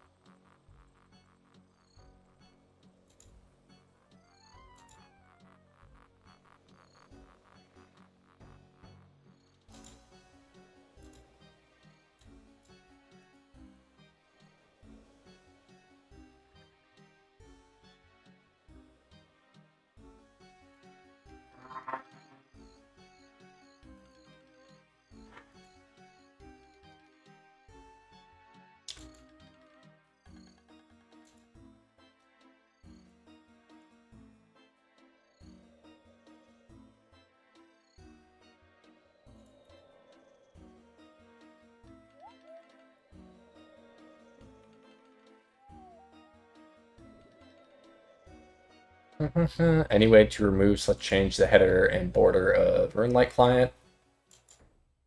I mean, maybe. I don't know. It never bothered me.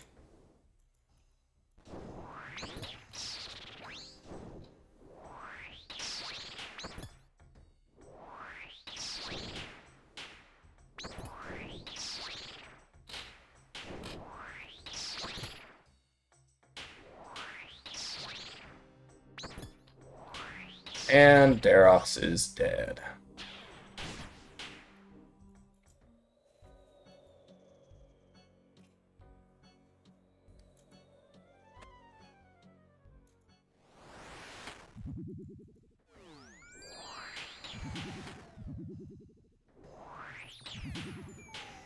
Make cup of tea, regen 30, run energy, nothing like a nice cup of tea.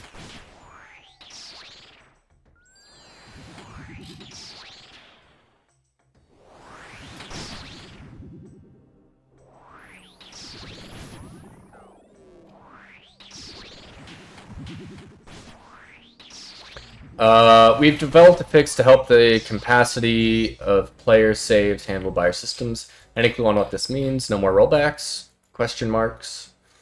From our game status page, PSA, due to increased traffic, throw on our prayers so we can just nuke this guy. Due to increased traffic in-game, we've developed a fix to help the capacity of player saves handled by our systems. We're monitoring the situation and will continue to investigate into the morning. No rollbacks are planned. Too many WoW players, damn. Yeah, that's about it.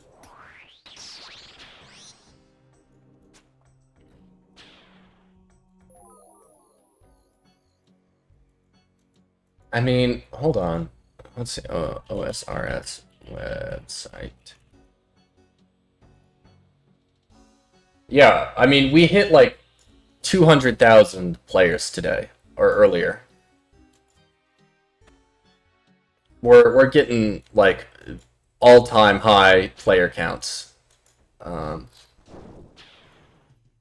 So there's no wonder that there's gonna be some stress on the servers. I don't think it's at least they're being proactive about it. Like the same day this issue happened, they issued a hotfix. So yeah, I mean, it's fun to complain, and it's sad when some people lose their stuff from a rollback. It's not great. It's not great, but at least they're staying on top of it. At least they're not just like throwing their hands up and being like, "Oh, well, nothing we can do."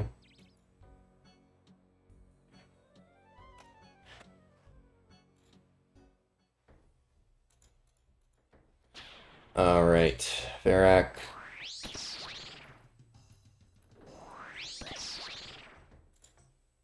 Varak, give me your pants.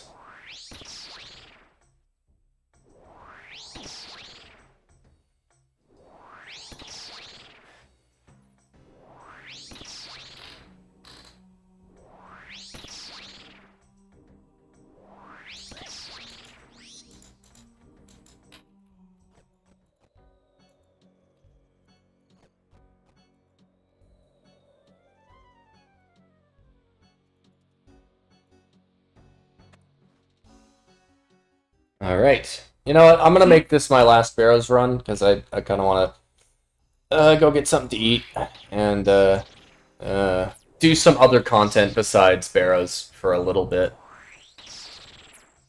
Barrows is getting barely tedious. I don't know how many KC I've done today, but we've seen two Carol's we've seen two Carol's coifs, and what else? What else did we see today? A Carol, two Aram's robe tops, or two Aram's hoods, one Carol's skirt. Dupes. I do not like dupes. I do not want dupes. Dupes are demoralizing. I would rather not have dupes. But there's no way to get around getting dupes. So, only thing we can do is keep grinding.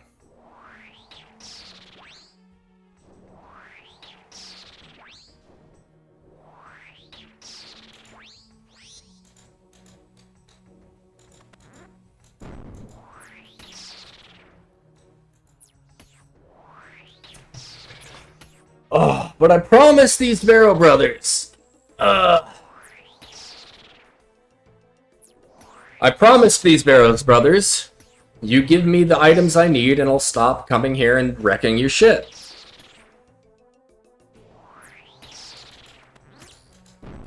I will bully you until you give me the clothes off your back. You don't need them, you are a ghost. And ghosts don't need clothes, clearly. So just give me your stuff, and then I'll be gone. It is that simple.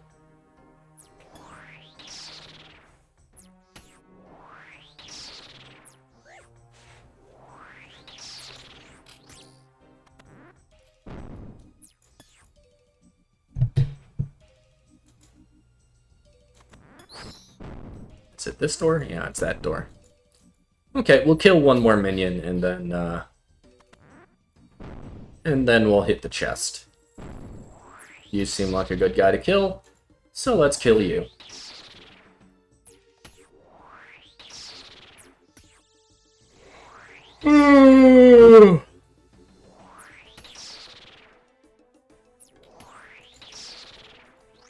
Open the door. Next door. Open the third door. Lock the puzzle. Open the fourth door. And open the chest. And show me a Carol's top. Nah. Okay, well, that's where I'm going to call it for today. Thanks everyone who stopped by. Thanks, yeah, it's been a good stream. Someone was complaining about audio issues at the very beginning. I checked. I haven't heard any complaints from anyone else. And, yeah, everything looks good on my end. So, despite some disgruntled viewers, or some, not disgruntled, some viewers that did not have a good experience, let's just say that, because I don't know what their setup is or how to, like, troubleshoot stuff on their end. I can only control the stream on my end, so... if there is audio issues that I can't fix on my end, well, I checked on my end. I didn't have audio issues on my end, so I